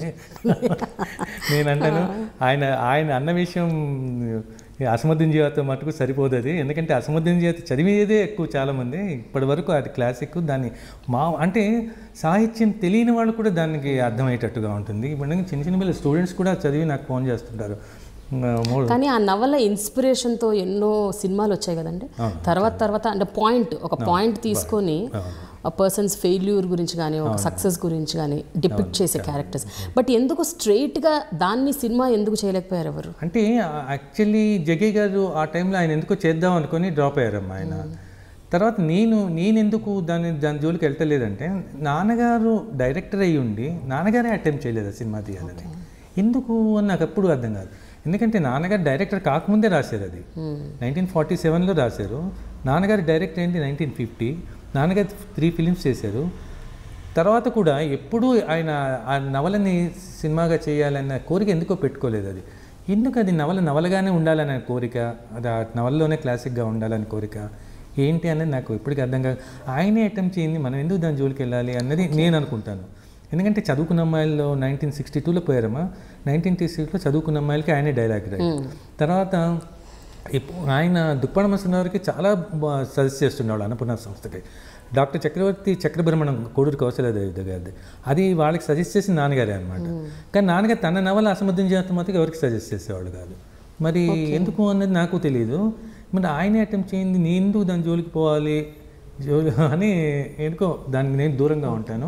ఏమైనా ఆయన అది నవలగానే అలానే క్లాసిక్గానే ఉండాలని ఆయన కోరిక అవి ఉంటుందేమో, అలాగే ఉంచుదాంలే అన్నది అనుకుంటాను. ఇప్పుడు గోపీచంద్ గారి రాసిన నవల్స్ అన్ని రైట్స్ మీ దగ్గరే ఉంటాయి, నా దగ్గరే ఉంటాయి. సో ఇప్పుడు భవిష్యత్తులో ఎవరైనా దర్శకుడు, ప్రొడ్యూసర్స్ ముందుకు వచ్చి చేద్దాము అన్న ఒక థాట్తో వస్తే మీరు దానికి అంగీకరిస్తాను. మొన్న కూడా ఎవరో ఫోన్ చేశారమ్మా, నరసింహనంది అని, ఆయన ఇట్లా చేద్దాం అనుకుంటాను నాన్నగారు అంటే ముందు చెప్పారు, అసమర్థుని జీవితం తప్పితే మీరు ఏది చేస్తే నాకు పర్వాలేదు. ఎందుకంటే అది ఒప్పుకోరా మీరు? అసమర్థుని నాన్నగారే అటెంప్ట్ చేయలేదు, మనం ఎందుకు దానికి అనేది, దాన్ని అది తెలుగు సినిమా సాహిత్యానికి దాన్ని డెడికేట్ చేసేదానిలే, దాన్ని మళ్ళీ సినిమాకి ఎందుకులే అని నేను అనుకుంది. అమ్మ ఇంకొకటి ఏంటంటే ఇంకొక 5-6 ఇయర్స్లో నా రైట్స్ కూడా పోతాయి. జనరల్ టు ఎవ్రీబడి అనమాట. అంటే ఒక రైటర్ రైట్స్ ఎప్పుడు 60 ఇయర్స్. సో 2012తో నాన్నగారికి పోయి 60 ఇయర్స్ అవుతుంది. సో ఇక అప్పుడు రైట్స్ ఎవరికైనా పోతే అప్పుడు మనం కూడా ఐ కాంట్ స్టాప్ ఇట్. కానీ ఇప్పుడు మటుకు నా కోరిక ఏంటంటే ఆయన తీయలేదు కదా మనం ఎందుకు దానికి అని. అంటే అది రిజిడ్గా తీసుకున్న నిర్ణయం ఏం కాదు, కానీ ఇంకో సైకలాజికల్గా అనిపిస్తుంది. వద్దనుకున్నాడు కదా మనం ఎందుకు, ఆయన కోరిక కూడా ఎప్పుడు లేదు అసమర్థుని జీవితం తెయ్యాలి అని. ఎందుకంటే ప్రత్యేకాత్మ గారు వాళ్ళందరూ కూడా ఆ డోస్లో ఫేమస్ డైరెక్టర్, వాళ్ళకు ముచ్చటపడేవాళ్ళు. కానీ నాన్నగారు ఎందుకు ఎంకరేజ్ చేసేవాళ్ళు కాదు. ప్రత్యేకాత్మ గారు వచ్చి అడిగినా కూడా టాపిక్ తప్పించేవాళ్ళు. జగ్గయ్య గారికి ఎంతో కోరిక ఉండేది అది తీయాలని. నిజంగా ఆ డేస్లో జగ్గయ్య గారు చాలా సూటబుల్ కూడా సీతారామరావు పాత్రకి. అయినా నాన్నగారు ఎందుకో ఎంకరేజ్ చేయలేదు. అయితే మీ తాత ముత్తాతలు, మీ ఫ్యామిలీ యాక్చువల్గా మీరు జనరల్గా ఏ ప్రాంతానికి చెందినవారండి? ఎందుకంటే మిమ్మల్ని అందరూ కూడా తెలంగాణ వ్యక్తిగానే ఐడెంటిఫై చేస్తారు. తాతగారు ఫ్యామిలీ ఏమమ్మా అంగళూరు, కృష్ణా జిల్లా అంగళూరు. కానీ తాతగారు ఇంగ్లాండ్లో బారిస్టర్ చేశారు. బారిస్టర్ చేసి వచ్చిన తర్వాత ఆయన్ని రావడం ఇండియా రావడమే అప్పటికే ఆయన ఒక మంచి అద్భుతమైన నాటకం రాశారమ్మా ఇండియా రాగానే. అప్పటికే ఆయన ఫేమస్ పోయిట్ కదా, అప్పటికే రాణా ప్రతాప్ అని అవన్నీ రాస్తున్నారు. బారిస్టర్ చేసి వచ్చిన తర్వాత అక్కడ ఉన్న దీంతో ఒక ఉత్సాహం ఆవేశంతో వచ్చి శంభుకవధ అని ఒక గొప్ప నాటకం రాశారు అనమాట. అది ఆ రోజుల్లో సెన్సేషనల్ అనమాట. అంటే తెలుగు సినిమాలో తెలుగు సాహిత్యంలో కల్చరల్ రెవల్యూషన్ తీసుకొచ్చినటువంటి మొట్టమొదటి పీస్ అదని అంటారు. అంటే అప్పటి నుంచి ఒక వర్గం సాహితీవేత్తలు శంభుకకు ముందు శంభుక తర్వాత తెలుగు ఇది అని అనుకుంటూ ఉంటారు అనమాట. అదొక అద్భుతమైన రెవల్యూషన్ ఎంత పవర్ఫుల్ ప్లేయర్ అనమాట. ఎన్టీ రామారావు గారు ఏసీ కాలేజీలో వేశారని చెప్తున్నాను, ఎంత పవర్ఫుల్ ప్లేయర్. తర్వాత తాతగారు సూతపురాణము ఇవన్నీ ఆ టైంలో వాళ్ళు ఏం చేశారంటే తెనాలి వాళ్ళు అప్పటికి తెనాలి నుంచి కొంతమంది మిత్రులు తాతగారిని ఎక్కడి నుంచి తెనాలికి రమ్మని అక్కడ వచ్చి ప్రాక్టీస్ చేయండి అని చెప్పారు. తర్వాత అక్కడికి వచ్చిన తర్వాత తాతగారికి ఇది అంటే నేను గొప్పగా తాతగారి గురించి చెప్పాలని కానీ ఈజ్ ఎ కర్మయోగి అమ్మ. అంటే రాయడమే కాదు ప్రాక్టికల్గా కూడా. ఎందుకంటే ఆయన చైర్మన్గా తెనాలికి చైర్మన్గా కూడా పోటీ చేసి కలిసి 3 టర్మ్స్ ఉండి అనేకమైన సంస్కరణలు తీసుకొచ్చారన్నమాట తెనాలిలో అనమాట. అట్లా ఆంధ్ర ఉద్యమంలో తెలుగు రాష్ట్రం ఉద్యమంలో చేయడం ఇవన్నీ అట్లా తెనాలి రావడం తాతగారు జరిగింది. తర్వాత నాన్నగారు స్టూడెంట్ డేస్ అవన్నీ కూడా అక్కడి నుంచి తెనాలిగా వచ్చారు. తెనాలి నుంచి నాన్నగారు రైతు బిడ్డ సినిమా కోసం మెడ్రాస్ వెళ్ళారు. సో మెడ్రాస్ వెళ్ళిన తర్వాత తెనాలి అయిన తర్వాత అప్పుడు తెలుగు రాష్ట్రం మనకి ప్రత్యేకంగా రావడం కర్నూలు క్యాపిటల్ అయింది అప్పుడు. సో కర్నూలు క్యాపిటల్ అయితే అప్పుడు ప్రకాశం పంతులు గారు నాన్నగారిని ఫస్ట్ ఇన్ఫర్మేషన్ డైరెక్ట్గా కర్నూలుకి రమ్మని అడిగారు అనమాట. సో నాన్నగారు ఫస్ట్ ఇన్ఫర్మేషన్గా డైరెక్ట్. తర్వాత తెలుగు ఇటు తెలంగాణను ఆంధ్ర కలిసి కంబైన్ స్టేట్ అయింది. సో నాన్నగారు మళ్ళీ హైదరాబాద్కి ఇన్ఫర్మేషన్ డైరెక్ట్గా వచ్చారు. నేను కర్నూలు నుంచి నాన్నగారు హైదరాబాద్ వచ్చే టైంలో పుట్టాను. అంటే నేను కర్నూలులో పుట్టాను, నాకు 5 months ఉన్నప్పుడు నేను హైదరాబాద్ వచ్చాను అన్నమాట. సో నేను పూర్తిగా పెరిగిన వాతావరణం అంతా కూడా హైదరాబాద్ అనమాట. సో నేను మోర్ ఐడెంటిఫై విత్ హైదరాబాద్. నన్ను అందరూ అంటారు అనమాట, నన్ను హైదరాబాదీ అంటారు అందరూ. నీ లైఫ్ స్టైలు నువ్వు అంతా హైదరాబాదీ లైఫ్ స్టైల్లో ఉంటారు.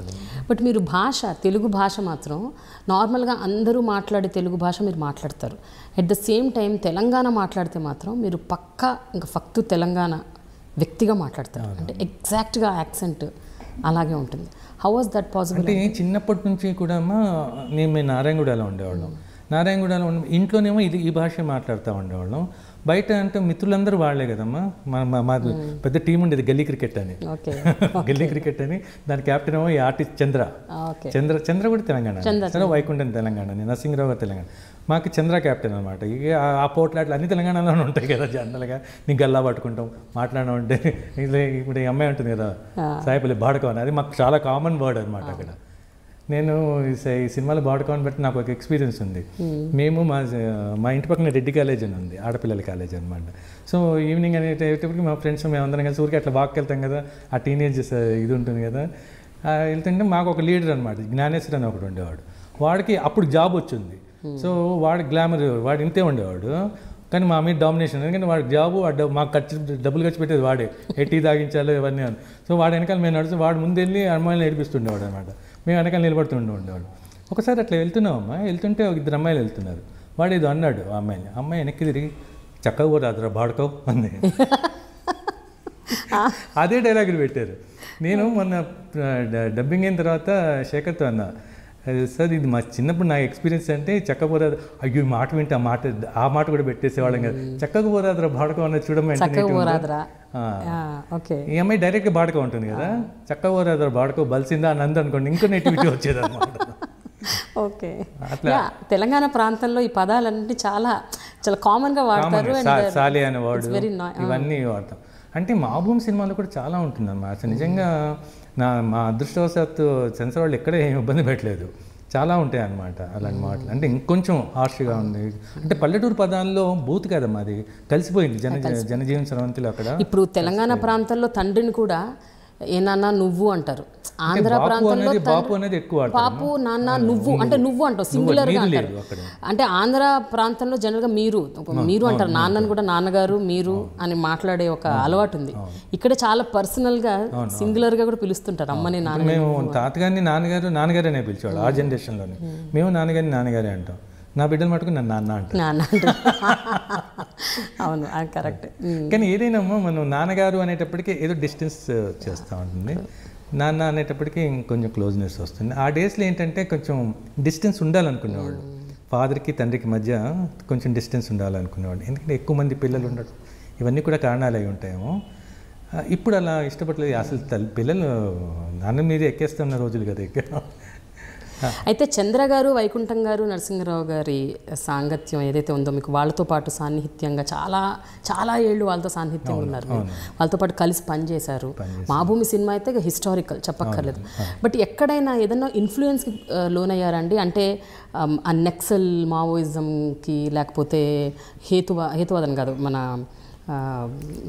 సిపిఎం వామపక్షవాదానికి, అలాగే ఉద్యమాలు, తెలంగాణ ప్రత్యేక రాష్ట్రం కోసం చేసిన ఉద్యమాలకి, ఇలాంటి వాటికి కూడా మీరు ఎప్పుడైనా ఇన్ఫ్లుయెన్స్ అయ్యారా ఆ టైంలో? అంటే యాక్చువల్లీ అమ్మ నా చైల్డ్హుడ్లో నన్ను రమేష్ పెద్దనైన తర్వాత నేను చాలా క్లోజ్గా అసోసియేట్ అయింది చంద్రతో. చంద్ర అన్నయ్య అనే పిలుస్తాం అన్నమాట. చంద్రాన్ని కూడా మా ఇంట్లో కూడా అందరం అన్నయ్య అని పిలుస్తాం. Chandra from Telangana. Chandra is very strong Virasam member. తను అంతా ఉండి తను ఉండేవాడు. తను అప్పుడప్పుడు అరెస్ట్ చేస్తుండేవాళ్ళు. అరెస్ట్ చేస్తున్నప్పుడు నేను వెళ్ళి ఏదైనా మా వదిన అంటే చంద్ర వాళ్ళ వైఫ్ ఏదైనా ఫుడ్ కానీ అలాంటిది నేనే తీసుకెళ్ళి ఇస్తుండేవాడిని జైల్లో ఉన్నప్పుడు అవన్నీ అనమాట. అట్లా నాకు చెరబండరాజు గారు, వరవరరావు అందరూ చిన్నప్పటి నుంచి తెలుసు. వీళ్ళనే కాకుండా అన్నయ్య దగ్గరికి అంటే గోపిచంద్ గారి ఫ్యామిలీ అనేటప్పటికి అందరూ వస్తుండేవాళ్ళం. అది నారాయణ కూడా తెలియకుండా హైదరాబాద్లో అది ఒక కల్చరల్ హబ్లా ఉండేది అనమాట. అంటే పక్కన ఎదురుగా దాశరథి గారు ఉండేవాళ్ళు, అవతల పక్కన నారాయణ రెడ్డి గారు ఉండేవాళ్ళు, ఆంధ్ర బాలాన సంఘం ఉండేది, బర్కత్పురాలో దివాకలి వెంకటావధాని గారు ఉండేవాళ్ళు. అందరూ ఆ ప్రాంతాల్లోనే ఉండేవాళ్ళు అనమాట. దానివల్ల ఏమైందంటే మాకు తెలియకుండా అందరూ కల్చరల్కి సంబంధించిన ఎవరైనా సరే మా ఇంటికి, మా లిటిల్ ప్యారిస్కి రావాల్సిందే అనమాట. అట్లా వచ్చేవాళ్ళు. చరమణరాజు గారు నాకు చాలా ఇష్టమైన వ్యక్తి. ఆయన పాట ఎంతో కొండలు కరిగించినం మా నెత్తుటి కంకరతో ప్రాజెక్టులు కట్టినాం దొరయి అదో పాట ఉంది కదా, అది ఎంతో చాలా ఇష్టం ఉండేది అనమాట. నన్ను ఒకసారి ఒక సినిమాకి ఎవరో అడిగారు, కొంచెం మీకు చాలా క్లోజ్ కదా చరమణరాజు గారు, కొంచెం అడిగి ఆ పాట మాకు ఇప్పిస్తారా అని. వాళ్ళు అడిగితే ఆయన రిజెక్ట్ చేశారు. నేను అడిగాను చరమణరాజు, వాళ్ళు అడగమన్నారు అని అడుగుతున్నానంటే నువ్వు ఇమ్మంటే ఇస్తానన్నాడు. నేను అట్లా వద్దండి, నేను ఇమ్మని వాళ్ళెవరో కూడా నాకు పూర్తిగా తెలియదు, వాళ్ళు నన్ను అడగమన్నారండి, మీ ఇష్టమైతే ఇవ్వండి, నాకు ఎంత ఇష్టం, నువ్వు ఇమ్మంటే ఇస్తాను అన్న వర్డ్ చరమణరాజు గారు నాతో అనడం అన్నది. నాకు చరమణరాజు గారికి ఒక కూతురు ఉందమ్మా. ఆ కూతురు క్యాన్సర్తో చనిపోయింది. తనకు ఒక పాప ఉంది. నేను ఇప్పుడు అనేవాడిని అనమాట, ఆ పాప నాకు ఇచ్చి నేను పెంచుకుంటాను అని. అలా ఇంటికి వెళ్ళాను అనమాట. ఇటు చరమణరాజు గారి మనవరాలుగా, ఇటు గోపిచంద్ గారి మనవరాలుగా పెరుగుతుంది, ఇచ్చేసి నాకు అని అంటుండేవాడిని అనమాట. కాకపోతే అంటే ఆ అమ్మాయికి ఇంకో బ్రదర్ ఉన్నాడు, తన దగ్గర ఉంటా ఉంది తన పాప. అట్లా అంటే వీళ్ళందరి త్యాగాలమ్మ నిజంగా. Kind of lot of mixed influences మీకు ఉన్నాయి. చాలా, దాన్ని బ్యాలెన్స్ చేసుకోవడానికి జీవితం సరిపోతాం. ఎందుకంటే ఇటు వామపక్ష సిద్ధాంతాలు, తర్వాత ఇటు అమ్మ చాలా భక్తురాలు, అమ్మ స్పిరిచువాలిటీ, తర్వాత నాన్నగారి ఆధ్యాత్మిక భౌతికవాద సమన్వయం, తాతగారి హేతువాదం, గోరాగారి నాస్తికవాదం, మా గౌతమ్ ఘోష్ లాంటి వాళ్ళు, గౌతమ్ ఘోష్ కమిటెడ్ డైరెక్టర్స్ దగ్గర వర్క్ చేయడం, ఇవన్నీ చాలా వైవిధ్యత చిన్నప్పుడు అన్నయ్య గారి దగ్గర. సో బేసికల్గా మీ వ్యక్తిత్వం ఇట్స్ బ్లెండ్ ఆఫ్ ఎవ్రీథింగ్. కానీ మీరు ఏది ఫోకస్డ్గా ఒక ఫలానా అని మిమ్మల్ని ఐడెంటిఫై చేయలేము. అంటే కంప్లీట్గా రేషనల్ అనలేము మిమ్మల్ని. అంటే సిచ్యువేషన్ ప్రకారంగా ఉంటున్నానమ్మా. యాక్చువల్లీ నేను బాహటంగా అక్కడ చాలా అవసరం ఉన్న పరిస్థితుల్లో ఉంటే చాలా కమిటెడ్గా వర్క్ చేస్తాను.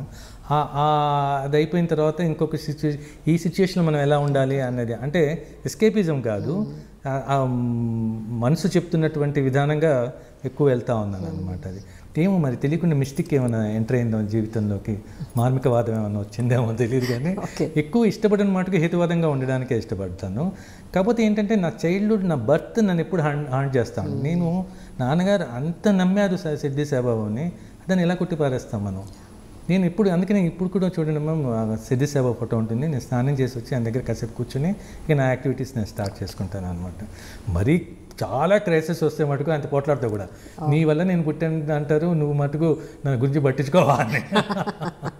Okay, fine. అయితే మీరు ఎన్నో సినిమాలు ఉద్యమాలను బేస్ చేసుకుని తీసిన సినిమాలు ఉన్నా కూడా మీరు చాలా రొమాంటిక్ ఎంటర్టైనర్స్ కూడా చేశారు, లైక్ పెళ్ళిడు పిల్లలు. అసలు బాపు గారి దర్శకత్వంలో నటించాలని జనాలు తప్పించిపోతుంటారు. అలాంటిది మీకు అవకాశం చాలా సునాయాసంగా వచ్చిందని విన్నాను నేను. అలాగే మీరు వంశీ గారి దర్శకత్వంలో నటించారు. మీరు అసలు అంటే there is no, I think the so called good directors. ఇది మొదటి నుంచి అమ్మా అదేంటో మరి గమ్మత్తుగా ఆఫర్స్ అన్నీ, అంటే మా భూమి నుంచి ఈ సినిమా వరకు అవకాశాలు ఏవో నా ఇంటికి వచ్చి తలుపు తట్టేవమ్మా. అంటే ఈవెన్ మా భూమి చేసినప్పుడు నన్ను వాళ్ళే వచ్చి అడిగారు. తర్వాత ఆ సినిమా హిట్ అవగానే యువతరంగల్ని, ఆ తర్వాత మరోమలుపు వేజడి సత్యనారాయణ గారు, తర్వాత టి కృష్ణ గారు, తర్వాత బాపు గారు, వాళ్ళందరూ వాళ్ళ నుంచే వచ్చేవన్నమాట ఆఫర్స్ అనమాట. అట్లా ఈవెన్ రాంగోపాల్ వర్మకి మా భూమి చాలా ఇష్టమైన, ఆయన స్టూడెంట్ డేస్లో ఉన్నప్పుడు ఆయన చాలా ఇష్టమైన సినిమా అంట అది. ఆయన ప్రతి డైలాగ్ చెప్తారట కదండి, మొత్తం 2.5 గంటల సినిమా డైలాగులు. శివ నేను చేసేటప్పుడు అప్పటికి 9 ఏళ్ళు అయిపోయిందమ్మా, 89 కనుక 89 అని. నేను యాక్చువల్లీ మర్చిపోయాను నా మా భూమి డైలాగులన్నీ, అంత నాకేం గుర్తులే, నాకు బండి బట్టి పాట ఇలాంటివి అవి. కానీ ఆయనకి ప్రతి డైలాగ్ గుర్తుందమ్మా. నువ్వు ఈడ గుంజబట్టి వాడు ఆడ గుంజబట్టినాడు, ఇలాంటివన్నీ కూడా అనమాట. చిన్న వాటి అన్నిటి కూడా అసలు ఆల్మోస్ట్ స్క్రిప్ట్ చెప్పినట్టు ఉండేది తనతో కూర్చుంటే. తన ఎంతో ఇన్స్పైర్ చేసింది ఆ సినిమా. నేను ఇంకోటి కూడా ఏంటంటే అమ్మా, మా ఆఫీస్ పంజగుట్టలో ఉండేది, పంజగుట్ట ఆఫీస్. ఆ పక్కిల్లే రాంగోపాల్ వర్మ వాళ్ళు. ఆయన అప్పుడు చిన్నోడే కదా, ఆ కల్చరు, ఆ సినిమా, గౌతమ్ ఘోష్, వీళ్ళు వాళ్ళు, అది ఎట్లా ఉండేదంటే మన పంజగుట్ట ఆఫీసు అది సినిమా ఆఫీస్లా ఉండేది కాదు. ఇప్పుడు పాటలు వీళ్ళందరూ వచ్చేవాళ్ళు, జన్నాట్య మండలి నుంచి వచ్చేవాళ్ళు, వాళ్ళు పాటలు, వాళ్ళు డ్యాన్సులు, ఇట్లా గందరగోళంగా ఉండేది అనమాట. ఇటు బెంగాలీ, గౌతమ్ ఘోష్ బెంగాలీ కదా, బెంగాలీ టీం వచ్చేది, వాళ్ళ బెంగాలీ పాటలు, రవీంద్రనాథ్ ఠాగూర్, రవీంద్ర మ్యూజిక్. అసలు ఎంత ఒక అద్భుతం అన్నమాట అది. అంటే ఇది 1 year పట్టింది, అది మాకు 2 years పట్టింది మా ఊరి సినిమా రిలీజ్ అవ్వడానికి. ఇవన్నీ కూడా రాంగోపాల్ వర్మకి సినిమా మీద అట్రాక్ట్ అవ్వడానికి చాలా ఉపయోగపడింది అనమాట. అందుకని ఆయనకి ఇప్పుడు నేను శివ చేస్తున్నప్పుడు ఏ టాపిక్ మేము మాట్లాడుతూ నెమ్మదిగా మా భూమి వైపు వెళ్ళిపోయి ఆ కబుర్లు చెప్తూ ఉండేవాడు అనమాట. అట్లా అనుకోకుండా ఇప్పుడు ఈవెన్ ఈ సినిమా కూడా శేఖర్ కమల్ గారి డైరెక్ట్ ఫోన్ చేసి మీరే వేయాలి ఆ వేషం అనడం, ఇలా ఆశ్చర్యంగానే ఉంటున్నాం. అంటే అందుకనే అనుకుంటాను మరి ఇది ఏది మిస్టిసిజం లేకుండా ఇవన్నీ ఎలా జరుగుతున్నాయి. నేనేం పెద్ద ఎఫర్ట్ పెడతలేదు అంటే, మరి ఎంతోమంది కలలుగానే ప్రాజెక్ట్స్ ఇవన్నీ, ఎంతోమంది జీవితం ఒక డ్రీమ్స్ అనమాట. అటువంటి డ్రీమ్స్ నాకు అనుకోకుండా ఒకదాని వెనకాల ఒకటి వస్తుంది. ఆ తర్వాత ఇవనేక సినిమాలే కాకుండా నేను సినిమా చేయడం, ఆ రోజుల్లో ఆ డైరెక్టర్ మార్కెస్ బర్ట్లే వీళ్ళందరినీ పర్సనల్గా కాంటాక్ట్ చేసి. అసలు దీని గురించి మాట్లాడుకోవాలండి. మీరు సినిమాలు చేస్తున్న టైంలో మంచిగా లైన్గా చాలా సినిమాలు, ఆల్మోస్ట్ 30-35 సినిమాలు చేసి ఉంటారు. So all different kinds of roles play చేశారు. మెయిన్ రోల్ చేశారు, సైడ్ రోల్ చేశారు, క్యారెక్టర్ రోల్స్ చేశారు, రకరకాలు. కొన్నిటికి బాగా గుర్తింపు వచ్చింది, కొన్నిటికి రాకపోయినా మీ పాత్రకు గుర్తింపు వచ్చింది. సో ఇలాంటి సిచ్యువేషన్స్ బాగా చూసారు మీరు. But why did you suddenly leave cinema అండి? అది లీవ్ సినిమా కాకుండా మీరు వెళ్ళింది కంప్లీట్గా డాక్యుమెంటరీ ఫిల్మ్ మేకింగ్ వెళ్ళిపోయారు టోటల్గా, డాక్యుమెంటరీస్ తీయటంలోకి. కనీసం సినిమాల్లో ఉంటూ వేరే సినిమాలు తీయటం, ప్యారలల్ సినిమాకి మీరు పెట్టింది పేరు. సో అసలు అన్నిటినీ అవన్నీ వదిలేసి డాక్యుమెంటరీస్ వైపు ఎందుకు వెళ్ళారు? అంటే నాకు చిన్నప్పటి నుంచి కూడా ఏముండేదంటే, నాకు చాలా ఇష్టమైన దర్శకుడు సత్యజిత్ రే అమ్మ.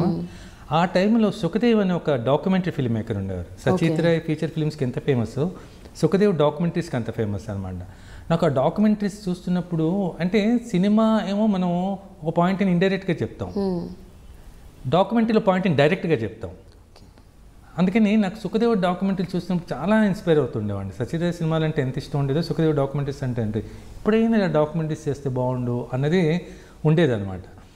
ఆ తర్వాత మళ్ళీ గౌతమ్ ఘోష్ దగ్గర పేరు చేసినప్పుడు, గౌతమ్ ఘోష్ బోత్ ఇటు ఫీచర్ ఫిల్మ్ మేకర్, అటు డాక్యుమెంటరీ ఫిల్మ్ మేకర్. తను హంగ్రీ ఆటమ్ అని డాక్యుమెంటరీ తీసాడు, ఫ్యాంటాస్టిక్ అది. అండ్ సినిమాకి ముందు చేసినటువంటి ఇట్లా నాకు రెండు మిక్స్ అవుతూ ఉండేవి అనమాట. ఇటు కల్చర్, సినిమా సైడ్ ఇది. ఇప్పుడు డాక్యుమెంటరీ ఫిలిం ఫెస్టివల్స్కి వెళ్ళినప్పుడు, ఫిలిం క్లబ్స్ ఉండేవి మాకు. ఫిలిం క్లబ్స్లో ఉన్నప్పుడు డాక్యుమెంటరీస్ చూడడమే, ఇది చేయాలి కదా, మనం చేయాలి కదా అని అంటూ ఉండేదాం. ముఖ్యంగా వైవిధ్యం, జీవితంలో వైవిధ్యం కూడా ఉండాలి అనేది ఒకటి ఉంది. అది నాన్నగారి సాహిత్యంలో పూర్తి వైవిధ్యం ఉన్నట్టే జీవితంలో కూడా నా జీవితంలో వైవిధ్యంగా ఉండాలని చిన్నప్పటి నుంచి ఉంది. ఒకదానికి స్టిక్ అవ్వడం. ఎందుకని 90s ఏమైందంటే అమ్మ, దూరదర్శన్ ప్రోగ్రామ్స్ స్టార్ట్ చేసింది, అంటే కమర్షియల్ ప్రోగ్రామ్స్. అంతవరకు దూరదర్శన్ వేరు. 89 ఆ టైంలో 89-90 అప్పుడు ఏమవుతుంది, అప్పుడు హిందీలో చాలా మంది షిఫ్ట్ అయిపోయారు. ఇప్పుడు షోలే తీసినటువంటి రమేష్ సిప్పి దూరదర్శన్కి వచ్చి బునియాద్ సీరియల్ చేశాడు. అట్లా పెద్ద పెద్ద వాళ్ళందరూ షిఫ్ట్ అయిపోయారు. కుందన్ షా ఫేమస్ ఏ జో హై జిందగీ తీసినాడు, ఆయన షిఫ్ట్ అయిపోయాడు. ఇట్లా ఎంతోమంది షిఫ్ట్ అయ్యి అద్భుతమైన వచ్చేవి. తర్వాత అప్పుడు మాల్గుడి డేస్ అని ఆర్కే నారాయణ స్టోరీస్ దూరదర్శన్లో వెరీ పాపులర్, అంటే శంకర్ నాగ్ చేసేది. అది చూసినప్పుడు నాకు ఐడియా వచ్చింది, అవును ఇలాంటివి నాన్నగారి కథలు, నాన్నగారి ఇవన్నీ మనం దూరదర్శన్కి ఎందుకు చేయకూడదు అని. సో ఫస్ట్ ఏం చేద్దామంటే రెండు చేద్దాంలే, ఇటు యాక్టింగ్ చేద్దాం, అవి కూడా చేయొచ్చు అనుకున్నాం. చేసినప్పుడు నాన్నగారి నవల వాళ్ళకి కాంటాక్ట్ చేస్తే వాళ్ళు అన్నారు సాహిత్య అకాడమీ నవలేదని అయితే ఈజీగా ఉంటుందని మాకు శాంక్షన్ చేయడం. అంటే అప్పుడు పరమేశ్వర శాస్త్రి విన్నాము, వాడికి సజెస్ట్ చేస్తే వాడు చాలా బాగుంటుందని చేద్దాం అన్నారు. సో ఇక అది చేద్దాం అనుకునే టైంకే అప్పుడు Telugu cinema talkie diamond jubilee వచ్చి మీరు ఈ డాక్యుమెంటరీ ఇట్లా సినిమా మీకు మీ బ్యాక్గ్రౌండ్ అంతా సినిమా కదా, ఇది ఎందుకు ఆలోచించకూడదు అన్నారు అన్నమాట. అంటే అప్పటికేంటంటే అంతకుముందే మన సిమ్మి గారి వాళ్ళు రాజ్ కపూర్ మీద చాలా మంచి డాక్యుమెంటరీ, చాలా అది చూసినప్పుడు అనుకున్నా ఇలాంటివి మనం ఎందుకు చేయకూడదు, అంటే ఒకళ్ళ మీదనే కదా ఒక సిరీస్ లాగా చేస్తే ఆ ప్రిజర్వ్ చేసి పెట్టినట్టుండేది కదా అని. అట్లనే క్రికెట్లో గవాస్కర్ ప్రెజెన్స్ అని క్రికెట్ సిరీస్ వచ్చాము, ఈ రెండు మిక్స్ మనం ఎందుకు చేయకూడదు అని చెప్పి వాళ్ళకి దూరదర్శన్ వాళ్ళకి సజెస్ట్ చేశారు. ఇట్లా ఉంటుంది ఏంటంటే వాళ్ళు అద్భుతం, మీరు వెంటనే టేకప్ చేయండి అంటే నేను మరి ఈ నవల ఇప్పుడు చేయాలి కదంటే దానికి కొంచెం టైం తీసుకోండి, ఇది ఇయర్ టెలికాస్ట్ కావాలి కదా అన్నారు. సో నేను వెంటనే అది మెటీరియలైజ్ చేశాను. అప్పుడు ఏమవుతుందంటే ఆ టైంలోనే ఏమంటే మళ్ళీ అంకురం చేయమని అడిగారు. అంటే ఎంత కష్టపడాల్సి వచ్చిందంటే ఈ వర్క్ చేస్తూ మళ్ళీ అంకురం చేయాలా వద్దా అనుకుంటున్న టైంలో మా ఫ్రెండ్ అన్నాడు, అదేంటి వాళ్ళు అదే వచ్చి తలుపు తట్టినప్పుడు అంత మంచి ఇది అంటే చేయొచ్చు కదా అన్నారు. ముందు ఎస్టేట్ చేసిన 4-5 సీన్స్ అంటారు నాకున్నాయి. ఆ 5 సీన్స్ క్యారెక్టర్ నిలబడుతుందా, లేకపోతే వేషం లేక వీడి వేషం వేస్తున్నాడా, ఎట్లా అన్నది డైలమా అయింది. తర్వాత దానికి మధు అంబత్ మంచి కెమెరామెన్ అమ్మ, చాలా అద్భుతమైన కెమెరామెన్. అతను అన్నాడు చాలా బాగుంటుంది సాయి చంద్ర, డెఫినెట్గా వేషము చాలా కీ రోల్ ఈ సినిమాలో అది, అతను భరోసా ఇచ్చాడు అనమాట. సో నేను అందులో ఓంపూరి ఉన్నాడు, ఓంపూరితో చేసే అవకాశం మనం పోగొట్టుకోవాలి, చాలా బాగుంటుంది కదా. అందుకంటే నేను ఎంత ప్యారలల్ సినిమా చేసినా నార్త్ సైడ్ నుంచి వచ్చినట్టు శబానా వీళ్ళతో ఆ బంచ్తో ఎప్పుడు చేయలేదు అనమాట. సో ఓంపూరి కూడా ఉన్నాడు, రేవతి ఉంది, చేయొచ్చు కదా బాగుంటుంది అని తీసుకుని అది చేసి ఇవి ఏమవుతుందంటే అది చేసి రాజమండ్రి షూటింగ్ చేసి వీళ్ళేమో దూరదర్శన్ వాళ్ళు ఫోన్ చేసి కొన్ని ఇయర్ అయిపోతా ఉంది మీరు తొందరగా టేకప్ చేయండి అని వీళ్ళు ఇన్ని ప్రెజర్స్ అయిపోయినప్పుడు నేనే అనుకున్నాను నువ్వు ఏదో ఒకటి డిసైడ్ చేసుకో, యాక్టింగ్ చేస్తావా అవి చేస్తావా, ఏదో ఒకటి డిసైడ్ చేసుకుంటే అప్పుడు అనుకున్నాను ఇన్ని మంచి వేషాలు వేసాం కదా, ఇది ఒక గొప్ప అవకాశం. దూరదర్శన్ అంటే అప్పుడు చాలా పవర్ఫుల్ మీడియాగా తయారైంది అనమాట. ఇది నీ చేతుల్లో ఉంటుంది ప్రాజెక్ట్స్ ఉంది, ప్లస్ నాన్నగారు వర్క్స్ చేయొచ్చు, నీకు ఇష్టమైన ప్రాజెక్ట్స్ చేయొచ్చు, నేను చేసావు, యాక్టింగ్ చేసావు, మా ఊరి నుంచి అంకురం వర్క్ చేసావు, ఇవెందుకు నువ్వు చేయకూడదు అంటే ఇంకా నెమ్మదిగా ఇక అది యాక్టింగ్ మూమెంట్స్ ఇక షిఫ్ట్ అయిపోయారు అనమాట. ఎందుకంటే దాని తర్వాత పరమేశ్వర శాస్త్రి వినామా, దాని తర్వాత మళ్ళీ వాళ్ళు గోపిచంద్కి అమెరికా అని హిందీ చేయడం, ఇవన్నీ హిందీ నెట్వర్క్ చేయడం చేసేటప్పటికి ఇంకా 1 by 1 నేను అప్పుడు అంకురం మానేసినప్పుడు ఒకటి అనుకున్నాం, నాకు చెప్పినట్టు ఇది సెబాటికల్ బ్రేక్ అనుకుందాం, ఇవి చేసి మళ్ళీ వద్దాం సినిమాకి అని. అందుకని అట్లా ఆ స్ఫూర్తిగా మానేస్తే నా భావన ఎందుకు మనకు ఉండాలి, మరి ఎప్పుడైనా రావచ్చులే అనుకున్నా. తర్వాత ఇవన్నీ చేసి తర్వాత ఇవన్నీ బాగా సక్సెస్ అయ్యేటప్పటికి గవర్నమెంట్ ఆఫ్ ఇండియా నుంచి నాకు చాలా ప్రపోజల్స్ వచ్చినాయి అనమాట. అంటే అగ్రికల్చర్, తర్వాత రూరల్ డెవలప్మెంటు, ఎడ్యుకేషను, వీటన్నిటి మీద డాక్యుమెంటరీస్ ఫ్యూజ్ శాంక్షన్స్ స్టార్ట్ అయినాయి. ముందు అగ్రికల్చర్ అంటే నాకు చాలా ఇష్టమైన విషయం ఏంటంటే అమ్మ, మనం సిటీలో ఉంటున్నాం, మనం అసలు ఆ కోణమే ఆలోచించట్లేదే అటు, అంటే నాకు గిల్టీనెస్ అనమాట. నాన్నగారికి ఏమో చాలా ఇష్టం రైతు జీవితాలు అంటే, ఆయన అద్భుతమైన కథలు ఉన్నాయంట, మమకారం, ఈ సినిమా కథలన్నీ కూడా. మనం ఎందుకు చేయకూడదు, అతను రైతు ఇలా గ్రామీణ జీవితం ఇవన్నీ మనం ఇప్పుడు నగర జీవితంలోనే ఉంటున్నాం కదా, అవి ఎందుకు చేయకూడదు అని అగ్రికల్చర్ చేశాను. అగ్రికల్చర్ చేయడం అనేది బాగా నేను చాలా సాటిస్ఫాక్షన్ అనమాట. ఎందుకంటే అవన్నీ రీసెర్చ్ డాక్యుమెంటరీస్ అమ్మ అవి, అంటే సైంటిస్టులు వాళ్ళందరూ అగ్రికల్చర్ సైంటిస్టులు వాళ్ళందరూ ఇన్వాల్వ్ అయ్యి చేసినటువంటి డాక్యుమెంటరీస్ అనమాట. రైస్ మీద, జౌర్ మీద, తర్వాత ఈ గ్రెయిన్స్ని ఎలకలు తినేస్తూ ఉంటాయి, పక్షులు తినే, వాటిని ఎట్లా మనం సేవ్ చేసుకోవాలి, గ్రెయిన్ స్టోరేజ్ ఎలా చేయాలి. ఫుడ్ సెక్యూరిటీ మీద కూడా చాలా చేశారు కదా, ఫుడ్ సెక్యూరిటీ మీద కూడా చాలా చేశారు కదా డాక్యుమెంటరీస్. అవన్నీ చేసిన తర్వాత నెమ్మదిగా అనుకోకుండా కార్పొరేట్ ఫిల్మ్స్ వాళ్ళు కూడా ఇన్వైట్ చేయడం మొదలుపెట్టారు అనమాట. ఆ టైంలోనే యునైటెడ్ నేషన్స్ నుంచి కూడా UNDP ప్రాజెక్ట్స్ చాలా చేయాల్సి వచ్చినాయి. అన్నీ ఏంటంటే రూరల్, నా ఫేవరెట్ సబ్జెక్ట్ అది పోయింది అనమాట, రూరల్ చేద్దామని. డెస్టినీ చూడండి, ఎవ్రీథింగ్ మీ డోర్ స్టెప్కి వచ్చాయి, అన్నీ మీ దగ్గరికి వచ్చి మీ తలుపు తట్టాయి తప్ప మీరు ఎవరి తలుపు తట్టలేదు ఇంతవరకు. అది అలా జరగలేదమ్మా. అది ఎందుకు మరి అలా. కానీ ఒక్క విషయం చెప్పండి, అది గర్వంగా అయితే చెప్తున్నా జరిగింది. బట్ ఆనెస్ట్ ఒక విషయం చెప్పండి, 1987-88 నుంచి కొంచెం మీకు సినిమాల్లో పాత్రలు కూడా అంటే మీరు అనుకున్న మంచి మంచి పాత్రలు రాకపోవటం, నిజంగా మంచి అంటే క్రూషియల్ రోల్స్. అదే అంకురం వరకు వచ్చిన తర్వాత అంటే ఎప్పుడైనా సినిమా నటన అన్నది నా ప్రాణం అమ్మ, నా నైతిక బాధ్యత అనుకుంటాను అది అనమాట. ఎట్లయినా చేయాలి అది అని చెప్పి. అంటే టెంప్ట్ ఇది రాలేదు. ఇప్పుడు చాలామంది ఆఫర్ చేశారు, అప్పుడు ఏంటి అది చూసేవాడిని పోనీ గ్యాప్ తీసుకొని చేద్దామంటే టెంప్ట్ మనం. ఎందుకంటే పొద్దున్నే షూటింగ్కి వెళ్తున్నప్పుడు ఇవాళ షూటింగ్కి వెళ్తున్నాం, ఒక అద్భుతం సినిమా సీన్ చేయబోతున్నాం, మంచి యాక్టర్స్తో కలిసి కాంబినేషన్ చేయబోతున్నాం. ఆ ఫీలింగ్ వచ్చినప్పుడు సినిమాకి వెళ్తున్నప్పుడు చాలా అద్భుతంగా. అది నేను మాభూమి నుంచి అంకురం వరకు ఎంజాయ్ చేశాను. మాభూమిలో గౌతమ్ ఘోష్ డైరెక్షన్లోకి వెళ్తున్నాం, చేస్తున్నాం, ఎలా ఉంటుంది అని. అంకురంలో కూడా వెళ్తున్నప్పుడు ఓంపూరి వీళ్ళు అందరూ ఉన్నారు, వీళ్ళతో కలిపి చేద్దాం. వాళ్ళు షూటింగ్ వెళ్తున్నప్పుడు ఆ ఉత్సాహం ఉంటే చాలా బాగుంటుందమ్మ. అది మళ్ళీ నేను ఆఫ్టర్ లాంగ్ టైం ఇప్పుడు అనుభవించాను అనమాట. 1 year శేఖర్ సినిమా, సాయిపల్లి ఫ్యాంటాస్టిక్ యాక్టర్స్, వీళ్ళందరితో చేస్తున్నాం. మనం ఆ కాంపిటీషన్లో ఉంటాం, మన జాగ్రత్తలో మనం ఉంటాం, ఇవన్నీ చేసుకుని చేసి అలా మధ్యలో ఏది చేయడానికి చాలామంది చేశారు కానీ అట్లా అట్రాక్ట్ అంటే సర్వం మానేసి వచ్చి చేయాలని ఉండాలమ్మా యాక్టింగ్ అంటే.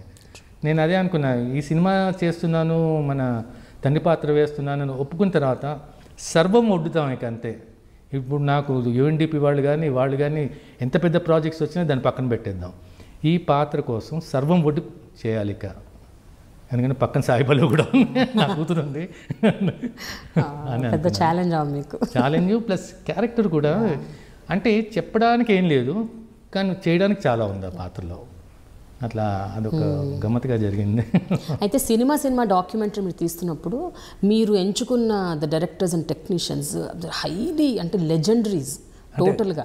అసలు మార్కస్ బర్క్లీ మీద చేయటం అన్నది అది ఎవరు ఇంతవరకు చేయలేదు. అంటే ఆలోచన కూడా రాదు అసలు ఆ వ్యక్తి దొరకడం కూడా గ్రేట్. ముందు అంటే నాన్నగారు సినిమాలు చేయడం, నాన్నగారు సినిమాలో ఉండడం, వీళ్ళందరూ నాన్నగారి కాంటెంపరీస్. తర్వాత ఎల్లి ప్రసాద్ గారి ఫస్ట్ సినిమా గృహప్రవేశానికి నాన్నగారి స్క్రిప్ట్ అనమాట.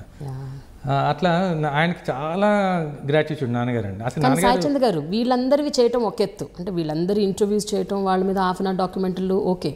బట్ మీరు బాపు రమణ గారిని మాట్లాడిచ్చారు. అసలు అది ఇట్ ఈస్ ఐ థింక్ అది ప్రపంచంలో ఎవరికి సాధ్యం కాదు, అరుదైన కాదు, అసలు ఎవరికి సాధ్యం కాదు టోటల్గా. ఏమైందంటే నేను బాపు గారు రమణ గారు సినిమా కూడా చేశాను, నేను అప్పటికి పెళ్లి చేస్తున్నాను. అయినా కూడా వాళ్ళు అసలు ఇవ్వరు కదా ఇంటర్వ్యూలు, ఇవ్వరు, ఎవరితో మాట్లాడరు, కెమెరా ముందుకు రారు. అది మా వదిలే సాయిచంద్ వదిలిన ఇంటర్వ్యూస్. అది నేనే వదలదలుచుకోలేదు వాళ్ళని. సో నవోదయ పబ్లిషర్స్ అని మాకు నాన్నగారు పబ్లిష్ చేస్తున్నారు, వాళ్ళు బాపు గారికి చాలా క్లోజ్ అండి, నామన్నారు. ఆయనకి చెప్పా, ఆయన ఉత్తరాలు రాశారు. ఆయన ఉత్తరాలు రాసినా రెస్పాండ్ లేదు. ఏం చేయాలి అనుకుని నేను ఏం చేశానంటే చివరి ప్రయత్నంగా ఎల్లి ప్రసాద్ గారి మీద అప్పుడు చేసి ఉంచా ఆల్రెడీ. ఎల్లి ప్రసాద్ గారు, మార్కేజ్ బర్ట్లే, సాలూరు రాజేశ్వరరావు అంటే బాపు గారికి చాలా ఇష్టం అనమాట. ఎందుకంటే ఎప్పుడు బాపు గారు అంటారు, నాకు ఆయన రమణ గారి జోగు, ఈయనకి సాలూరు రాజేశ్వరరావు అంటే ఇష్టం, తీసిన సినిమాల మటుకు మహాదేవుని మ్యూజిక్. అట్లా సాలూరు రాజేశ్వరరావుది, మార్కేజ్ బర్ట్లేది, ఎల్లి ప్రసాద్ గారిది క్యాసెట్ చేసి ఆయనకి పంపించి చెప్పా, సార్ నేను క్యాసెట్ పంపుతున్నాను, చూడండి, మీరు చూసి మీకు నచ్చితే చేయండి, లేకపోతే నో ప్రాబ్లం, ఒకసారి అట్లా ఉంటుంది ఫార్మేట్, ఒకసారి చూడండి. ఏమమ్మా చూశారు, నెక్స్ట్ డే ఫోన్ చేసి నేను చేస్తున్నాం ఇది అన్నారు. నాకు అది నిజంగా ఒక వండర్ అనమాట. ఇంకొక గొప్ప విషయం ఏంటంటే మేము వెళ్ళేటప్పటికీ అది మేము చేయడం కాదు, వాళ్ళే ఎలా చేస్తే బాగుంటుంది అన్నదాన్ని ప్లాన్ చేశారనమాట. ఇట్లా మీ ఇద్దరం యాక్చువల్లీ సినిమా డాక్యుమెంటరీస్ పూర్తిగా ఇండివిజువల్గా, ఇప్పుడు బాబు మన ఎల్లి ప్రసాద్ గారే, నాగిరెడ్డి గారే, మార్కేజ్ బట్ల అని, సాలూరు రాజేశ్వరరావు. ఈ డాక్యుమెంట్లో ఇద్దరు కూర్చుంటారు, ఇద్దరు కలిపి చేస్తారనమాట. ఆయన స్టూడియో ఆయన అంతా అరేంజ్ చేశారు, ఆయన స్టూడియోలో చేసాము, ఆయన అంతా అరేంజ్ చేశారు. కింద కుర్చీలో కూర్చుందామంటే కింద కూర్చుంటే బాగుంటుందో సాయిచంద్ అంటే, నేను మళ్ళీ వాళ్ళకి కన్వీనియంట్గా ఉంటుందని వాళ్ళ కెమెరామెన్తోనే అది షూట్ చేయించాను. ఆర్కే రాజ్ అని ఉన్నారు, వాళ్ళకి రెగ్యులర్ తీసి ఆయన కెమెరాగా ఆయన నాకు కూడా బాగా క్లోజు, నా సినిమాలు కూడా చేసి సరే ఈసారి వీళ్ళు చేస్తున్నారు సార్ మీరు వచ్చి చేయండి అంటే ఆయన వచ్చారు. సో వాళ్ళకి ఒక అండర్స్టాండింగ్ లాగా ఉంది. స్క్రిప్ట్ లాగా వాళ్ళే చేశారమ్మా, చాలా అద్భుతంగా చేశారు. నేను మాట్లాడతారు ఒక సినిమా గురించి, ఆయన మాట్లాడతారు ఒక సినిమా గురించి, మాకు పొగరు ఆ రోజుల్లో, అందుకని మేము పొగరుగా ఇలా చేసామని చెప్తారు ఇట్లా అనమాట. చాలా అద్భుతంగా వచ్చింది. అంటే అన్నీ చాలా బాగుంటాయి. ఇదేంటంటే మనకి చాలా ప్లెజెంట్గా ఉంటుంది అనమాట బాబు రమణ గారు చేసింది అనమాట. ఇక వాళ్ళ ఆతిథ్యం ఉంటుందమ్మా, నిజంగా మనం ఫిదా అయిపోవాల్సిందే. వాళ్ళ ఇంటికి మన షూటింగ్కి వెళ్తే మొత్తం అందరికీ వాళ్ళు బ్రేక్ఫాస్ట్ బయట నుంచి, ఒక బ్రేక్ఫాస్ట్ ఒక ఇడ్లీ వడ ఒక ఇది కాదు, ఇదే మన పని మీద మనం ఒక గంట సేపు షూటింగ్కి వెళ్తాం, మొత్తం అరేంజ్ చేస్తున్నాయమ్మా. పొంగలు, ఇడ్లీ, వడ, పెసరట్టు, దోశ, పూతరేకులు, అది ఏంటది నాకు అర్థమే కదా, దిస్ ఇస్ బ్రేక్ఫాస్ట్ అని. ఇంక నేను ఇందాక చెప్పినట్టు మనం అందరం ఫిదా అయిపోవాల్సిందే వాళ్ళ ఆతిథ్యానికి. అప్పుడు మాట్లాడని బాబు గారు మాట్లాడడం అన్నది తెలుగు ప్రజలు ఎంత ఆనందించారమ్మా అది టెలికాస్ట్ అయినప్పుడు మాట. సో ఒక విషయం చెప్పండి, ఇప్పుడు మీకు ఫిదాతో సినిమా ద్వారా జనాలందరూ ఫిదా అయిపోయారు. ఫస్ట్ మిమ్మల్ని చూసి, మీ రోల్ని చూసి, మీ క్యారెక్టర్ని చూసి ఇంకా సూపర్ ఫిదా అయిపోయారు. ఇప్పుడు ఏంటి భవిష్యత్తు? ఇప్పుడు 100% ఇంకా మీ తలుపు తట్టడానికి డైరెక్టర్లు, ప్రొడ్యూసర్లు మీ వెంట పడతారు, మీ క్యూలు కడతారు. సో మీ భవిష్యత్ కార్యాచరణ ఎలా ఉండబోతుంది? నేను మొదటి నుంచి కేర్ ఆఫ్ మంచి సినిమాగా ఉందామని అనుకుంటా ఉన్నాము.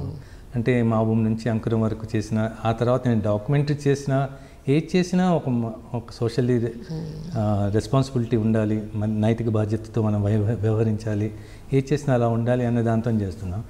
ఇప్పుడు ఈ సినిమా తర్వాత కూడా ఏది చేసినా కూడా ఆ బాధ్యతతోనే, అంటే నా బాధ్యతనే చేస్తాను. కానీ అదే కేర్ ఆఫ్ మంచి సినిమాగా ఉండాలి, మంచి సినిమాలు చేద్దాము.